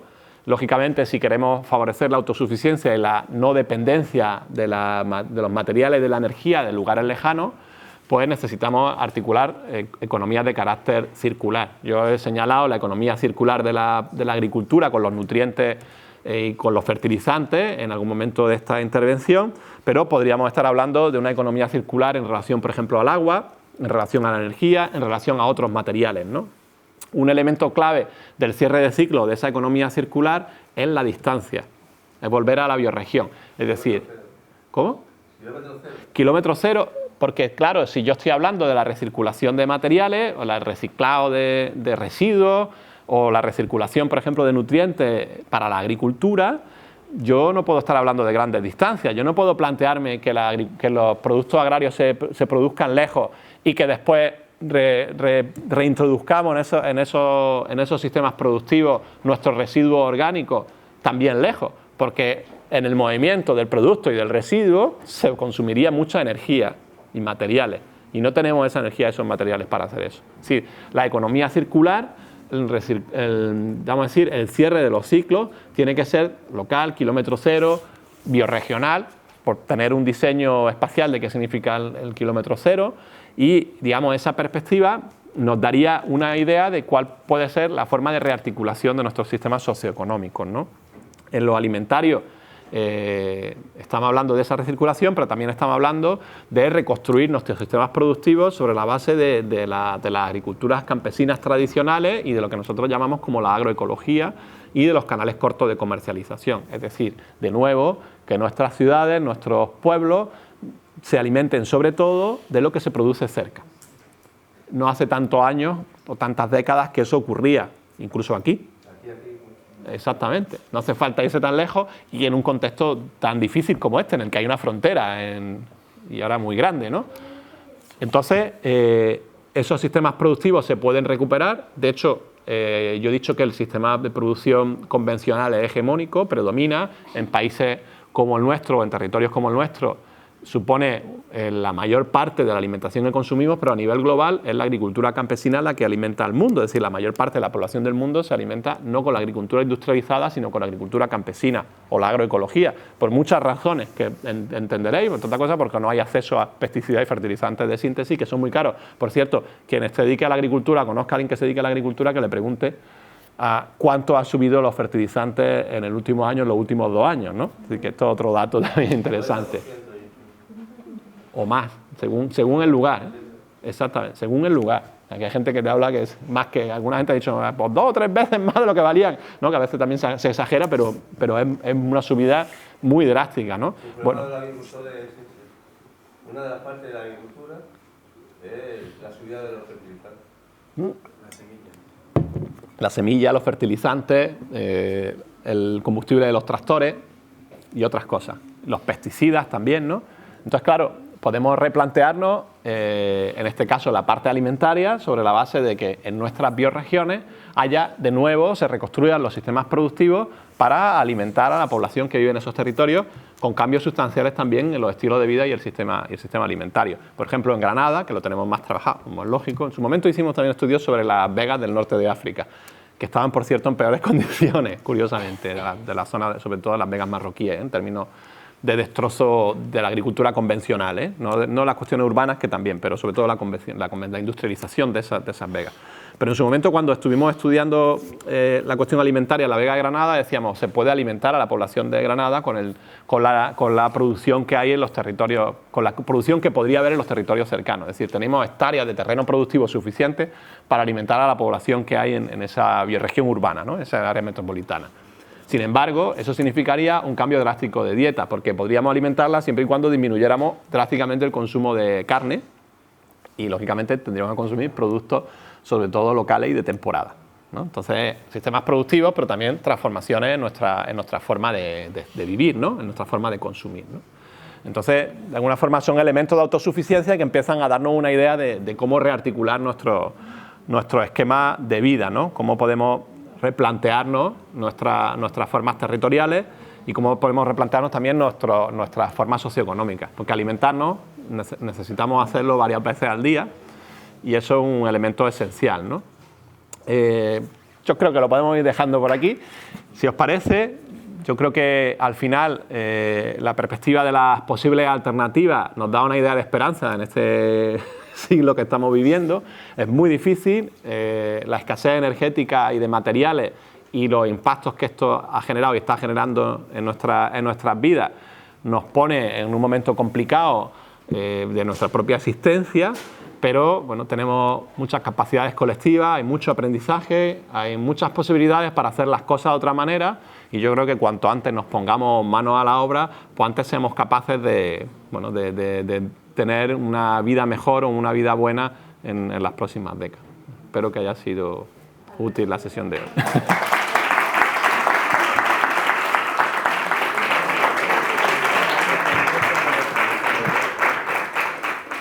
Gracias. Sí. Antes quería hacer un comentario que has dejado bien claro que la agricultura ecológica industrial no existe ni es viable. Yo siempre lo he pensado, porque producir alimentos en base a una agricultura ecológica a gran escala es imposible, porque mantener esa producción y que la cosecha no se malogre sin usar productos químicos resulta casi imposible. Y lo último que has comentado me parece muy importante, que deberíamos de empezar ya a producir para que el que consuma sea un consumo de cercanía. Lo que conocemos como el comercio de cercanía, o trasladarlo a eso, a lo que producimos, darlo de comer a la gente que vive en la zona, cerca de la zona. Eso me parece un dato importantísimo a la hora de luchar contra el cambio climático. Es inviable producir en un lugar para abastecer a una comunidad lejana, porque eso genera muchísimo consumo energético y eso implica aumentos de elementos que influyen en el cambio climático. Totalmente. A lo mejor el productor lo que no quiere es producir para alimentar, sino para ganar dinero. Y entonces ahí ya se acabó. ¿Os parece que abramos un turno de preguntas y así? Yo creo que podemos hacerlo como queráis yo, tres, y en base a las 2 o 3, pues luego tú tomas la palabra un poco y abrimos otras 2 o 3, tomas la palabra, intentamos ser rápidos, sintéticos, para aprovechar poder aglutinar y tener en consideración más voces, y lo podemos hacer así. Por allí había algunas, también estaba aquí Mauricio, y allí pues las 2 primeras y luego Mauricio, y cerramos un primer turno de palabra. Espérate que se me deja un folio. He planteado el autoconsumo eléctrico como una alternativa, y yo me pregunto hasta qué punto es viable, y eso no entra en contradicción con lo que has estado comentando del carácter finito de los materiales, porque que el 62% de la costa occidental de Australia, donde viven 4 gatos, ponga placas, es fácilmente factible, pero con 8.000 millones de personas la cosa cambia. Sí. Y la segunda pregunta en la gráfica que me has puesto de los distintos materiales y minerales, ese crecimiento y la previsión de que tendrá que disminuir, imagino que estará basado en unos aforos que se hayan hecho de las existencias que hay. Pero han utilizado un término que considero que es clave, que es convencional, concretamente en el caso del petróleo, de extracción convencional. Pero en la medida en que los productos siga habiendo esa demanda y esa demanda se mantenga y haga que suba el precio, hará que sea más rentable utilizar sistemas de extracción mucho más difíciles. ¿Y hay alguien dispuesto en esta casa a quitar la música en el momento ácido de la fiesta? Hasta que se hunda el Titanic, ¿no? Totalmente. ¿Tenemos ahí otra intervención? Bueno, también mencionaba que en 2000, bueno, primero agradecerle por todo lo que pues de mi parte sensibiliza en torno a este tema, porque creo que hace falta también que todos conozcamos esto que está sucediendo, es decir, que si lo hagamos y lo hagamos como una realidad. Aparte de ello, viene mi pregunta y es como de parte de los gobiernos si se está haciendo alguna cosa, porque bueno, uno no espera que ellos vengan a transformar, pero sí se necesitan políticas que orienten en función de lo que está sucediendo. Esa sería la primera pregunta, si hay algún desarrollo en ese sentido. Y la segunda es, mencionaba que el pico del consumo del petróleo llegó en 2006. Si tiene alguna previsión de tiempo hasta dónde va, hasta qué fecha va ese consumo, cuándo se va a agotar eso. Gracias. Bueno, Alberto, gracias por estar acá y dar un poco más de conciencia a las compañeras y compañeros que están acá. Y hay varios debates ahí que has dejado en reflexión, ¿no? Uno sobre el tema de la sostenibilidad, me parece a mí que es un debate que hay que tenerlo sobre el lenguaje, lo planteaste al final, ¿no? O sea, cómo nosotros generamos a las grandes ciudades para que se desarrollen y siguen consumiendo ese nivel de ritmo de consumo, ¿no? Yo en vez de sostenibilidad me gusta manejar mucho el tema de sustentabilidad, ¿no? El tema de los territorios, así que al final lo dejaste, ¿no? Y mi pregunta iría enfocada en el caso de Melilla, por ejemplo, que me gustaría analizarlo, ¿no? Ahorita estamos en el Black Friday, ¿no? Tema de consumo, de locura, ¿sí? Y uno llega y el nivel de coches que hay acá es tremendo, tremendo, ¿sí? Y es un territorio con 12 kilómetros cuadrados, ¿sí? 12 kilómetros cuadrados donde hay un nivel de coches extremadamente brutal, ¿no? ¿Cómo llegar, ¿sí? a la conciencia de las personas, ¿no? Porque también estamos hablando del modelo económico. Cada vez los países quieren crecimiento económico, la lucha que comentaba el compañero contra el vender. Si no vende no hay economía, qué hacemos con los territorios y cómo esto lo vemos de una forma real, porque de pronto esto se ve muy ahí en el aire y la gente tiene soluciones ya y tal vez toca repensarlas, ¿no? Porque la gente sigue consumiendo, sigue desaforadamente desarrollando y concretamente el caso de Melilla es que es tremendo el tema del consumo de los coches con un volumen elevadísimo y con un territorio tan pequeño, ¿no? Entonces me parece de cómo le podríamos llegar a esas personas, ¿sí? Has planteado muchas alternativas, pero en lo concreto, en los territorios para que se vea creíble, porque si no, a veces las personas no ven que esto se puede hacer, ¿sí? Que esto es difícil, ¿no? La petroquímica nos tiene inundados y si hasta que no acabe el petróleo, a ver qué hacemos, ¿no? Y todo es petroquímica y veremos a ver qué pasa. Muchas gracias. Gracias. Pero tú quieres intervenir porque va al hilo, ¿no? Estupendo, pues perfecto. Si alguien, pues así, estupendo. Precisamente respecto a lo que comenta el compañero, yo creo que lo que está en sentido es muy importante es cómo disputar el sentido común del sistema neoliberal, teniendo en cuenta que es hegemónico, especialmente a partir del 91, no hay alternativa. Y por otro lado, cómo reformular un término que choca frontalmente con las aspiraciones sociales y personales, no solamente de las sociedades, digamos, industrializadas, sino de las que aspiran a serlo, que es el término de crecimiento. Choca frontalmente, es un término asociado a la negatividad. Entonces habría que reformularlo porque presenta, digamos, una reacción inmediata de rechazo. Vale. Me voy a permitir yo, con criterio de jerarquía, al estar aquí, una cuña rápida que no he dicho al principio, ¿no? Para situar la respuesta de Alberto en un contexto, ¿no? Y es que tenía dos agradecimientos pendientes. Uno era, lo voy a decir ya, uno era a todos y a todas vosotras, ¿no? Por estar aquí esta tarde de sábado. Lo ha dicho Alberto, yo quería decirlo al final, pero quiero decirlo ya, ¿no? Porque estas cuestiones son fundamentales y nos importan. Estamos aquí, ¿no? Y de hecho creemos que puede ser un modo también, pese a las noticias, de ocio creativo y de disfrutar de estos debates y cambiar nuestra sociedad. Entonces era un agradecimiento.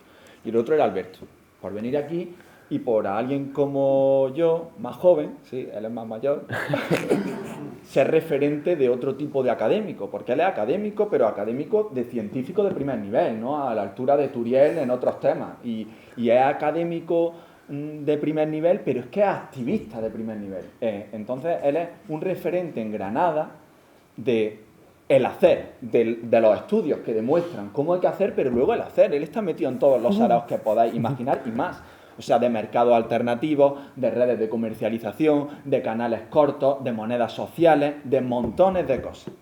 Entonces, no lo habíamos dicho al principio, pero da un paraguas también para que veáis que sus intervenciones, que él dirá seguro alguna cosa, pero para que veáis que van de montones. Cuando digo montones, digo decenas y decenas, incluso cientos de microproyectos aquí y allí, prácticos, que se llevan en la práctica actual. Perdóname, Alberto, pero quería mencionar. Ya te digo. Me has puesto colorado. Bueno, pues yo también, aparte de agradecer también las intervenciones, yo creo que son muy interesantes y se agradecen mucho además para que haya algo de debate, ¿no? Claro. Exactamente. Bueno, yo he apuntado varias de las cosas que se han planteado. Si hay alguna que no me acuerdo, pues las podemos hablar. La primera que os he planteado de la alimentación, digamos, de la alimentación con la agricultura convencional industrializada, evidentemente tiene mucho que ver con el transporte, que eso afecta también a la agricultura ecológica convencionalizada, es decir, la mayor parte de la producción ecológica en Andalucía, por ejemplo, que es un lugar donde hay un nivel de producción ecológica puntero en Europa, en estos territorios, es para la exportación, con lo cual esa agricultura deja de ser ecológica desde el mismo momento en el que se manda a 3.000 kilómetros de distancia, a 2.000 kilómetros de distancia, ¿no? Eso es lo que hemos llamado la convencionalización de la agroecología, de la agricultura ecológica, es que pierde su propio contexto, ¿no? Evidentemente, esto ya se da, la COVID nos dio una idea de lo que es la reducción de la agricultura industrial o la incapacidad que tiene para alimentar al planeta, finalmente, porque depende del consumo de combustibles fósiles de largas distancias y además depende de la extracción en lugares que son despojados de sus propios recursos, ¿no? No nos olvidemos de que la disminución de la agricultura en el norte global está hecha a costa del incremento de la producción industrial en el sur global y, curiosamente, donde más hambre hay es donde más producción agraria hay. Es decir, cuando la población campesina es despojada de sus propios recursos, ¿no? Entonces, eso también determina límites socioeconómicos, de los cuales no hemos hablado tanto, pero que están muy claramente definidos allí en esta perspectiva del modelo actual, ¿no? De la población ni se deja fácilmente, ni se va a dejar fácilmente en el futuro, con un incremento de escasez, despojar de sus propios recursos, ¿no? Y los niveles de violencia que ya existen pues van a tener que incrementarse si se quieren mantener esos niveles de consumo, lo cual es, evidentemente, desde el punto de vista ético, inadmisible. Por cierto, que en cualquier caso más nos toca, porque todas somos periferias. Esto es el norte de África, yo vengo del sur de Europa, del cual hablamos de Europa en tercera persona, que entiendo que aquí también pasará, ¿no? La gente habla de Europa como otra cosa, porque no es, digamos, hay mucha diferencia entre. Respecto a la segunda cuestión del autoconsumo eléctrico y los límites de materiales, efectivamente hay discusiones al respecto. Cuando hemos estado hablando del informe que saldrá, esperemos ya la semana que viene, de la posibilidad de producir energía en los tejados y en las áreas degradadas, etcétera, ¿no? Siempre sale la pregunta, ¿no? A la gente del Observatorio de la Sostenibilidad de España le decimos, bueno, pero esto choca con los límites de disponibilidad de materiales, ¿no? Entendemos que hay una discusión de fondo sobre, por ejemplo, la energía la solar fotovoltaica, ¿no? Y los niveles de producción de placas de solar fotovoltaica que hay en el planeta. Lo que plantean Alicia Valero, Antonio Valero, etcétera, es cuando hablan de la disponibilidad de materiales, es que digamos, los niveles de extracción que se van a necesitar son digamos, muy excesivos, muy extraordinarios, ¿no? Que cuando decía lo del, después hablabais de dificultades crecientes digamos, decir, en la extracción de los materiales, ¿no? Lo que no todavía yo no he leído es cuál es el límite definido de material para fabricar las placas fotovoltaicas o los generadores eólicos, ¿vale? Yo todavía esa discusión que está ahí no está definida. Lo que te suelen responder, y a mí me parece una respuesta muy, vamos a decir, muy a bote pronto, hay mucha producción de placas solares, no va a haber problema ahí, ¿no? A mí no me hace gracia esa respuesta que nos dan que está trabajando ahí. Porque yo creo que, aunque no está definido claramente el límite de cuántas placas solares podemos fabricar con los recursos que tenemos disponibles, ¿no? Si bien sí está definido más o menos cuánto petróleo tenemos disponible, pero no está definido cuántas placas solares podremos fabricar, ¿no? Cuántas placas de producción fotovoltaica podemos fabricar. Pero en cualquier caso, seguramente no solo tendremos que reducir el consumo energético porque no tengamos disponibilidad energética, sino porque no tendremos materiales suficientes para llenarlo todo de placas, ni siquiera todos esos tejados que tenemos disponibles en nuestro país, ¿no? O sea, te respondo sin el dato porque ahí eso está bajo discusión, pero me parece muy interesante señalarlo porque finalmente son cuestiones que tendremos que analizar. Cuando yo hablaba, por ejemplo, de un tercio de la producción energética actual a través de la producción de energías renovables, hay, por ejemplo, unas discusiones muy potentes ahí. Por ejemplo, discusiones respecto a la energía eólica, que es la más eficiente. A priori con discusiones, pero es la más eficiente, ¿no? Por eso muchos de los megaproyectos son de energía eólica, que tiene muchos problemas en relación con los materiales que necesita, entre otros, ¿no? Pero, por ejemplo, también tiene problemas en la localización de las turbinas. Es decir, aunque los cálculos termodinámicos tienen que ver con la disponibilidad energética de los vientos, ¿no? Pero ahora eso significa que las turbinas tienen que estar perfectamente colocadas para que unas no se molesten a la otra, ¿no? Y entonces ahí aparecen otros límites que no habíamos pensado. Tú puedes llenar el territorio de turbinas, pero si las pegas mucho, unas se molestan a otras, entonces disminuye la eficiencia también, ¿no? Entonces tenemos problemas de materiales, problemas espaciales y problemas de que las tecnologías tienen también sus límites. Entonces, de alguna forma, todas esas cosas no están todavía completamente definidas, pero el problema es que cuando las vamos definiendo nos vamos dando cuenta que tenemos menos disponibilidad energética, ¿no? Todo el rato es menos, menos, menos, con lo cual pues, tenemos que adaptarnos a esa disminución, ¿vale? Es verdad que tenemos un problema de, por mucho que queramos consumir de manera sostenible, luego no sabemos cuál es la frontera del consumo. O sea, vale, las placas fotovoltaicas, luego no tenemos un límite, es decir, cuánto tenemos que producir o cuál es el uso de la materia prima. O sea, no hay un control, igual volvemos al mismo problema, un consumo extremo de otro tipo de recursos, de otro tipo de material que a lo mejor nos va a dar un consumo sostenible, pero volvemos al mismo problema, un consumo excesivo de todo lo que la naturaleza nos pueda dar. Totalmente. Y bueno, la cuestión aquí, por ejemplo, empezar a hablar también de uso no eléctrico de la energía. A empezar a replantearse que estamos siempre centrados en energía eléctrica, mejor hay que volver a sociedades que sean sobre todo de carácter solar. Probablemente no vayamos a tener otro remedio. Cuando empecemos a tener todas esas discusiones nos daremos cuenta que la energía eléctrica probablemente sea al final un uso marginal de la energía, porque no va a haber otra forma. Sí.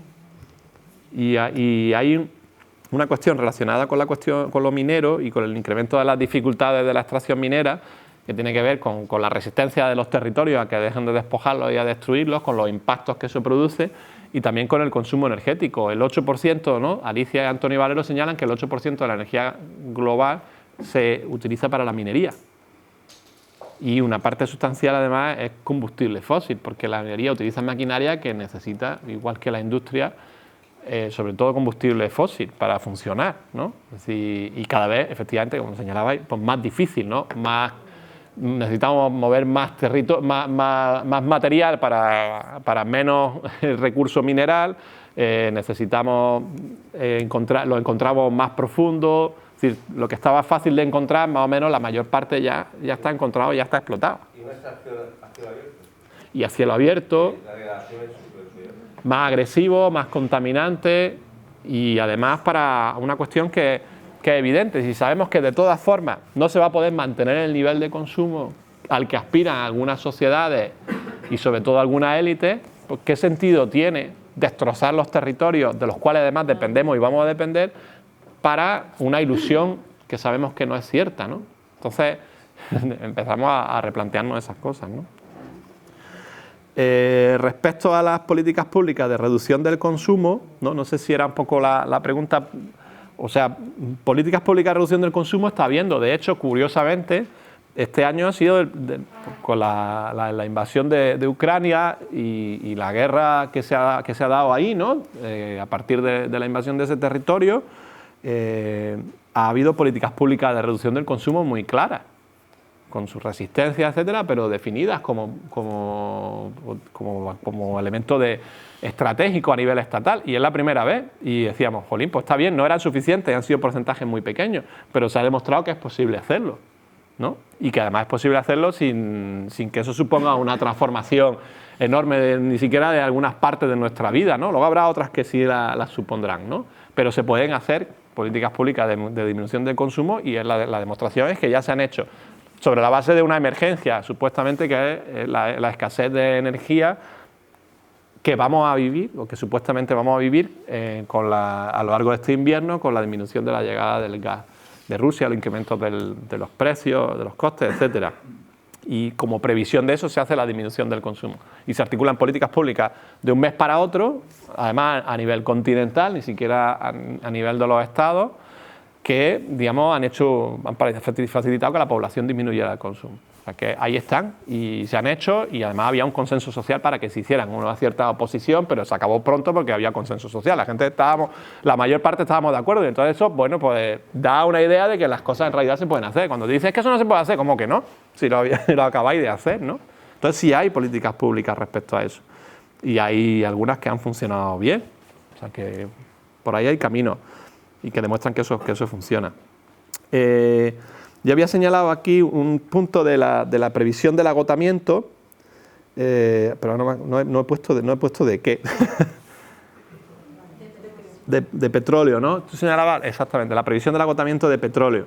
O sea, los datos que yo he enseñado en esa gráfica, que son datos más o menos acordados, que normalmente están relacionados con una organización que es la Organización para el Estudio del Pico del Cenit del Petróleo, lo que han hecho es, digamos, recopilar toda la información de lo que ya se sabe, incluyendo digamos, datos que no están abiertos al público, porque son gente que han tenido cargos en gobierno, etcétera, y han tenido acceso a los datos, porque estas son cosas geoestratégicas, geopolíticas importantes, y a veces pues están en archivos que no están a disposición del público, ¿no? Pero la Agencia Internacional de la Energía, que también lo ha reconocido, pues ya, digamos, tiene esa previsión del agotamiento, de la disminución de la disponibilidad de los recursos. Si os fijáis creo que se mueve rápido, en la gráfica del pico del petróleo, aquí, ¿no? Esta es, digamos, la que todo el mundo se fija, ¿no? Que estas son las previsiones que aparecen. Estos son datos que no están 100% actualizados, pero nos dan una idea, ¿no? Y aquí abajo, en esta gráfica, lo que nosotros vemos en naranja son los descubrimientos de los nuevos yacimientos, ¿no? Y nos damos cuenta cómo el descubrimiento de nuevos yacimientos ha ido disminuyendo de forma exponencial hasta estas décadas, ¿no? Ya no se descubren casi ningún nuevo yacimiento, y además, pues igual que lo de la minería, cada vez son más difíciles de extraer, cada vez el petróleo de menos calidad, nos da menos energía, ¿no? Es más contaminante, etcétera, ¿no? Entonces las previsiones son a que cada vez vamos a encontrar menos y en peores condiciones. Y más o menos está definido. Hay como modelos numéricos que lo definen, y bueno, con algunas sorpresas que nos podemos encontrar, pero en general ese es el marco.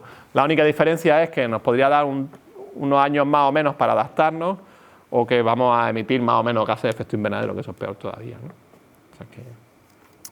Luego, la cuestión del limitar el consumo y la cuestión de los automóviles, que señalaba ahí antes, ¿no? ¿Cómo se limita el consumo? ¿Cómo le explicamos a la gente limitar el consumo? Lo contrahegemónico que es este discurso que estamos teniendo aquí esta tarde, ¿no?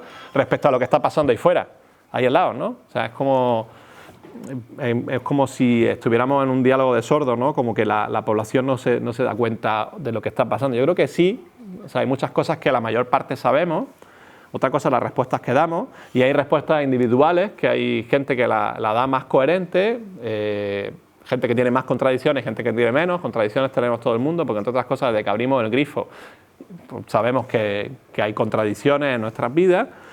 Y en cualquier caso, la mayor parte de los consumos no son decisiones individuales, que eso yo creo que es lo importante de todo esto, son decisiones colectivas.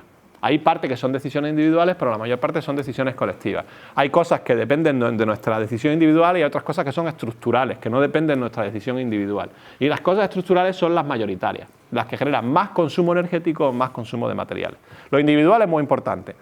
El hecho de acabar con la cuestión, la hegemonía del incremento del consumo, el hecho de que la población deje de pensar en el consumo como uno de los objetivos de sus vidas, es un elemento fundamental. Pero luego hay muchas otras cosas que se necesitan transformar y que necesitan de medidas colectivas. Y esas medidas colectivas son de transformación de las cuestiones estructurales. Por ejemplo, si queremos digamos, disminuir el consumo, la utilización del automóvil, hay que favorecer transporte público, ¿no? Señalaba alguien, otra movilidad, y también favorecer la cercanía, es decir, que la gente no se tenga que mover para su vida cotidiana. En ciudades como Melilla es más difícil de entender porque aquí está más o menos todo cerca, más o menos, porque habrá que ver la disponibilidad de servicios que tienen algunos barrios de esta ciudad, ¿no? Habría que analizarlo. Algunos barrios tienen poca disponibilidad de servicios, con lo cual se tienen que mover mucho para su vida cotidiana o para trabajar. Aquí se ha permitido mucho los pequeños núcleos urbanos, que son los barrios. Se tendría que haber favorecido o fomentado que los ciudadanos de ese barrio consuman y los servicios que demanden se los encuentren allí. Efectivamente. Por ejemplo, un centro educativo, por ponerte un ejemplo. Pero te encuentras ciudadanos de ese núcleo urbano que tiene a sus hijos no en ese colegio cercano, sino en otro distrito. Por lo tanto, lo que provoca que se tenga que trasladar todos los días a ese barrio. Si hablamos de padres que trabajan, eso necesariamente va a tener que coger el coche. Claro. Pues eso es uno de los elementos que aumenta el uso de tráfico en la ciudad. No tenemos verdaderamente núcleos urbanos donde un centro médico, un centro escolar, tiendas, se intenta hacer. Lo que pasa es que políticamente hay que diseñarlo desde las administraciones para que eso sea efectivo. Son acuerdos colectivos. No solo son medidas individuales, sino que son políticas colectivas. Sí, exactamente. Hay una parte que es esta, que es la parte del diseño, del facilitar, y hay otra parte que es la parte coercitiva, la parte del obligar. El automóvil se dejará de utilizar en tanto haya menos energía, eso va a pasar, ¿no? Eso ya lo sabemos, va a pasar más pronto que tarde, antes de que nos demos cuenta seguramente, pero si queremos hacerlo antes de que pase por obligación, tiene que ser por otro tipo de obligación. Y la otro tipo de obligación es una obligación digamos, por un lado de las alternativas, pero por otro lado de las provisiones, de los acuerdos colectivos, donde de alguna forma decidamos que hay cosas que no se pueden hacer. Y esos son más difíciles. Y eso es necesario cuando estamos hablando de sostenibilidad. Y deberían ser acuerdos democráticos, no autoritarios, ¿no? Pero son coercitivos, es decir, necesitamos acuerdos colectivos donde nos pongamos de acuerdo en las formas de gestionar nuestros recursos, nuestros territorios, nuestras ciudades, y eso incluye, por ejemplo, la movilidad. La única forma que hay actualmente de disminuir la movilidad motorizada con automóvil es restringirla.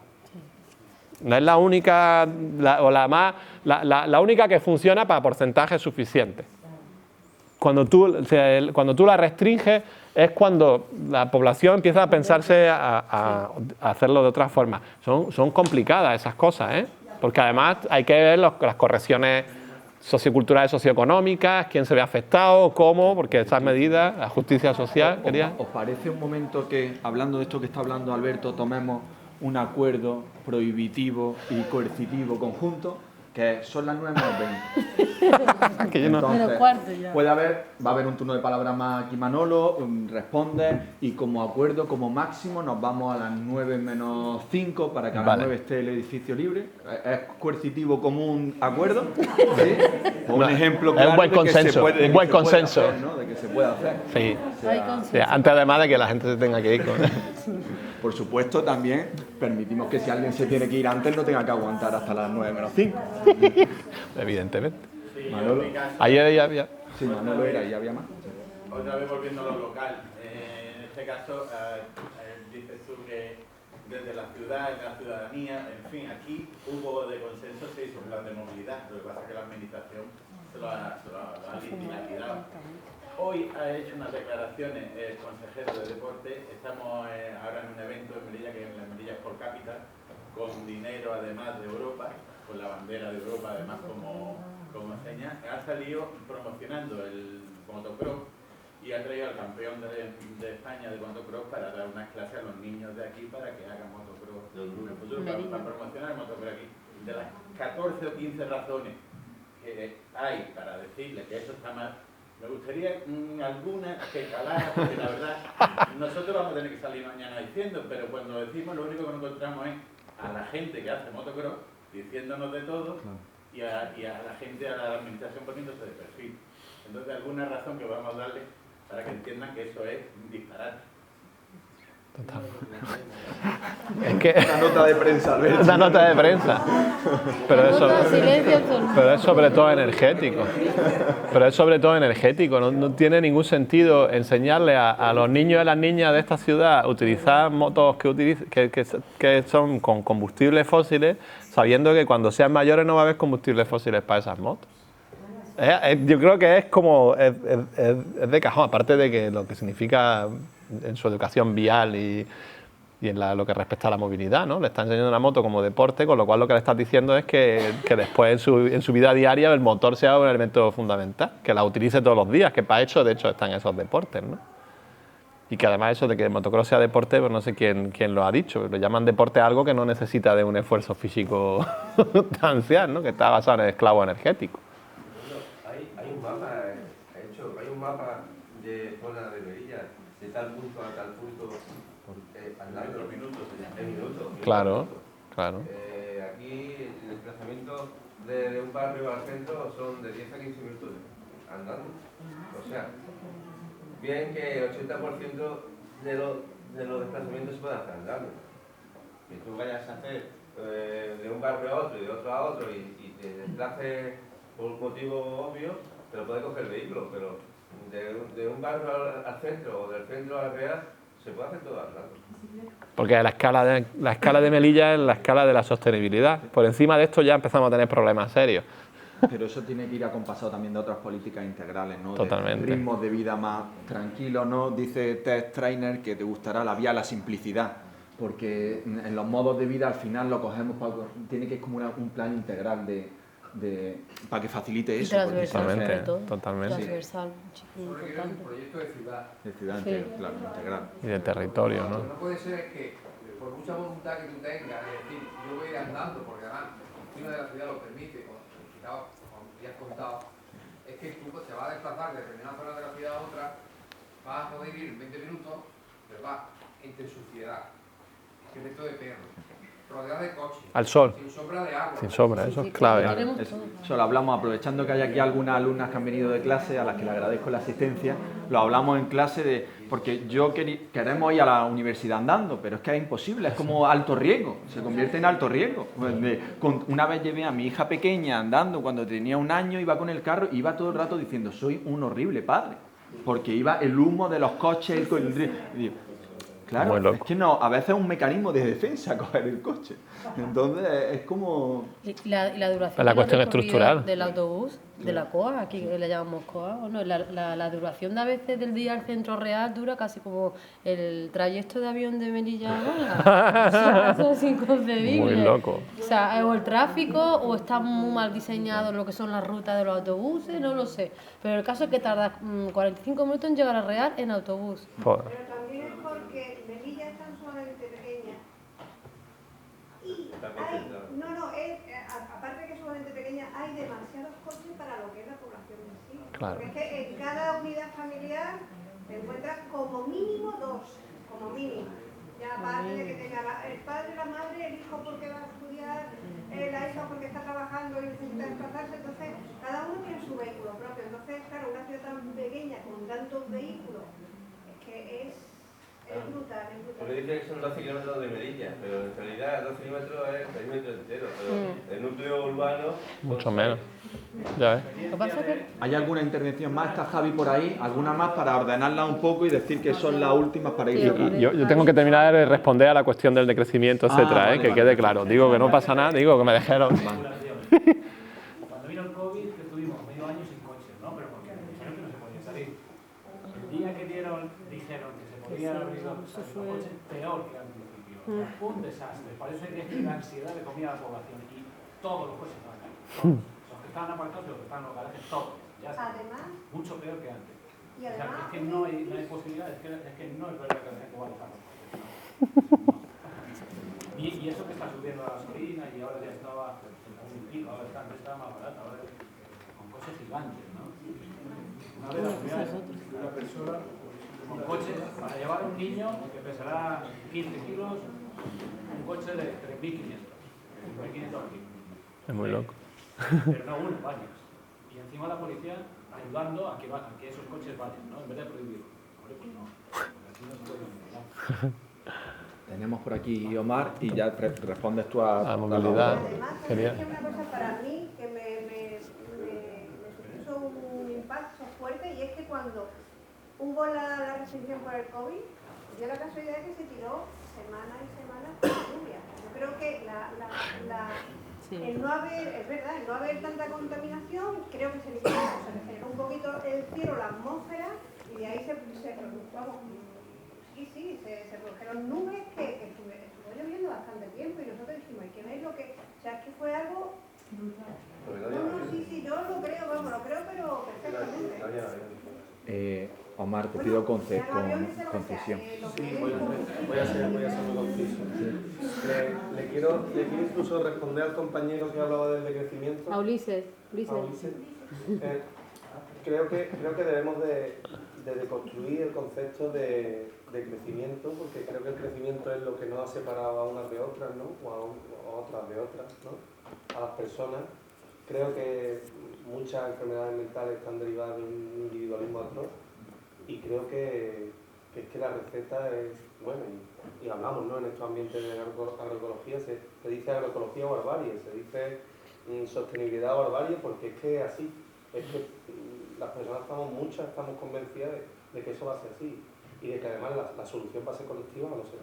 Entonces, creo que desde un ejemplo tan sencillo que te podría poner de crecimiento como bajar a 80 y a 80 con el coche, que consume un 30% menos, te diría que no solo eso, sino que ¿no? Siempre hay un I, pues en vez de no un O, siempre hay un I, pues llevar el coche encima lleno, y entonces ir a hacer red, y poner musiquita, y hacer intercambios musicales. El decrecimiento hay que hacerlo sexy, porque hasta que no lo hagamos sexy no ganará. Además de que en el discurso del sistema hay impuestos los valores, donde el crecimiento significa progreso.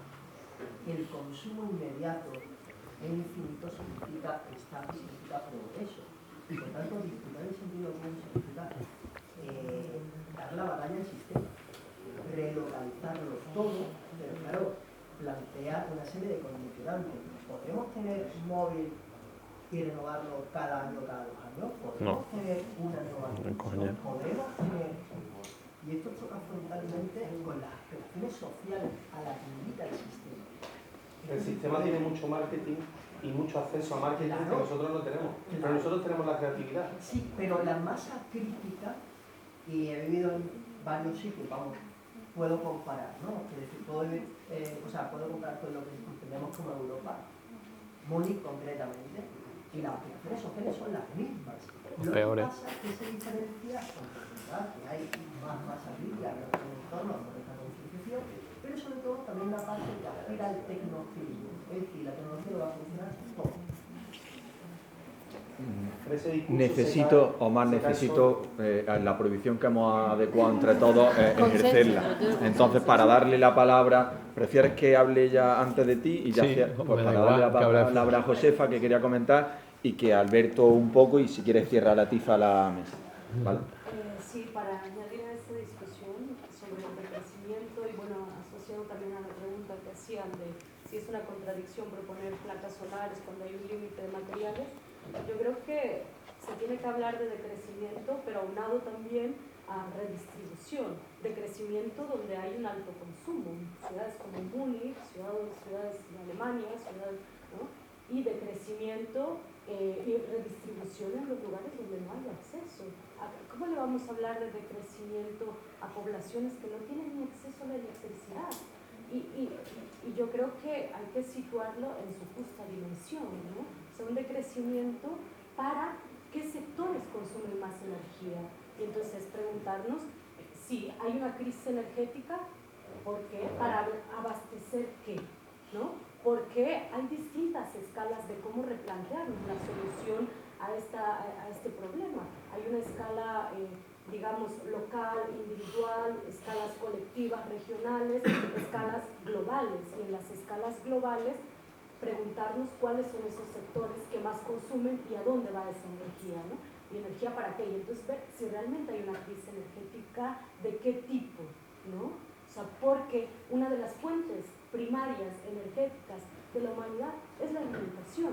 ¿Y por qué cuando hablamos de energía, por qué no ponemos en el centro esas fuentes primarias a las cuales todas y todos queremos acceso? Bueno, la cuestión del sentido común, yo traía una última diapositiva aquí, que las voy a poner porque como que también sirven para cerrar la sesión de hoy, que además agradezco un montón la sesión, muy divertido, hemos aprendido mucho, que tienen que ver con la otra parte del qué hacer. Claro, el sentido común y lo que es hegemónico ahora es lo contrario. Ahora nos vamos a la calle y nos encontramos con lo contrario, ¿no? Ahora los países, las sociedades no cambian solamente por que seamos capaces de concienciar o generar un sentido común diferente. Cambian porque haya grupos de gente que digamos que las cosas se tienen que hacer de otra manera, nos movilicemos, nos resistamos, es decir, que vayamos un poco más allá y seamos capaces de convencer y de generar acuerdos colectivos que, digamos, cambien nuestras sociedades, ¿no? Y eso se hace vía movilización. Yo ponía, claro, la imagen de Ecologistas de Nación, que es uno de los ejemplos más interesantes. Abajo hay imágenes de Aliente, de movilizaciones últimas de lo que estamos hablando, que parece que no es hegemónico, pero ha tenido repercusiones importantes.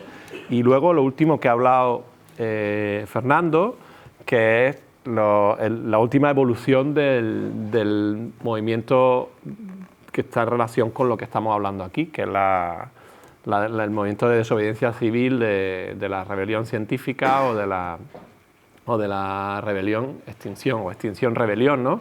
Que es el hecho de aspirar a que la población, que sí somos conscientes de que en realidad nos estamos jugando nuestra propia supervivencia, pues seamos capaces de generar disrupciones no violentas que transformen de manera, vamos a decir, sustancial, lo podría llamar radical, revolucionaria, la palabra que os interese o que os parezca en cada momento, nuestra forma de vida, nuestras sociedades. Y lo interesante que defienden quienes digamos, aportan los conceptos fundamentales de estos movimientos, hablan de en torno al 3% de la población como suficiente para generar cambios sustanciales.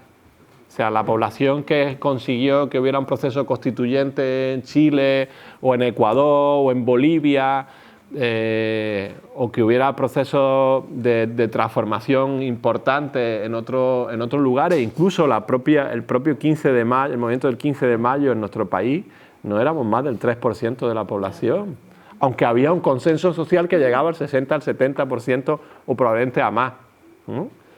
Pero no era más de ese porcentaje. Entonces, somos capaces de generar esa masa crítica de gente que llegue a esos porcentajes suficientes, probablemente seremos capaces de que se den transformaciones también importantes. Y ojalá sean antes de que esto sea, antes de que sea tarde y antes de que pasen todas las cosas que sabemos que van a pasar, ¿no? Porque va a ser más fácil la respuesta y menos dolorosa, ¿no? Y bueno, ahí ya veremos, habrá que utilizar los términos que podamos. El decrecimiento lo usa ya el panel del cambio climático. Yo tenía alguna imagen ahí donde lo dicen, no lo dicen, lo dijeron claramente en el informe inicial, pero después del filtrado, igual que nos pasó con el documento de sostenibilidad de la Universidad de Granada, después del filtrado desaparece la palabra, pero sigue el concepto. Porque ahora la palabra no les gusta, pero también a veces hay que usar palabras provocadoras. Hay que verlo en cada momento, cómo somos capaces de llegar a ese porcentaje mínimo de gente que nos movilicemos, que generemos disrupción y que sepamos que esto hay que hacerlo de otra forma. Porque el decrecimiento en cualquier caso va a pasar. Esta es la otra parte de todo esto, ¿no? Entonces, el tema es cómo y si seremos capaces de que sea pues, menos desigual que ahora, más que esté articulado en base a la justicia social y que, digamos, disminuyamos el nivel de sufrimiento en la medida de lo posible, ¿no? Porque si no el escenario va a ser más complicado, ¿eh? Que eso, por ahí iría un poco que estaría bien también como cierre, ¿no? Un poco el qué hacer, ¿no? Y ahora después de todo esto, ¿qué? ¿Nos vamos a llorar? Pues no, nos ponemos de acuerdo, nos organizamos, trabajamos, nuestras propias vidas las intentamos hacer más coherentes, como todo el mundo creo que intenta hacer diariamente, pero sobre todo buscamos la complicidad y la fuerza que nos da pertenecer a colectivos y trabajar en grupos, pues que sabemos que en algún momento, no muy tarde, vamos a ser capaces de cambiar el rumbo de todo esto, ¿no? Y conseguir que no nos estrellen rápidamente contra un muro, ¿no? Como están intentando. Estamos en tiempo para cerrar. Sí. Cerramos ya. Bueno, pues nada, que agradeceros Menos 5. a todos y a todas.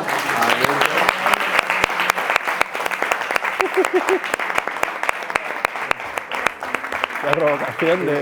A ver si viene de nuevo, ¿no? Él y Josefa justo un libro, acaban de entregar un libro a Icaria, en esta línea, ¿no? Un libro sobre el impacto de megaproyectos con temas de energía, el colonialismo energético, que esperemos que salga incluso. No sé si antes de Navidad llegará, pero... No creo, pero... Para Black Friday que viene. Para Black Friday. No, y los cursos y bueno, las actividades que se pueden hacer. Desde la universidad se están haciendo un curso de emergencia climática que se va a intentar repetir cada semestre, abierto a toda la población, no solo a la población universitaria, además. O sea que estamos con 1000 cosas. Eso, muy bien, a vosotros. Gracias. ¿Qué? Venga, pues, gracias por todo, ¿eh?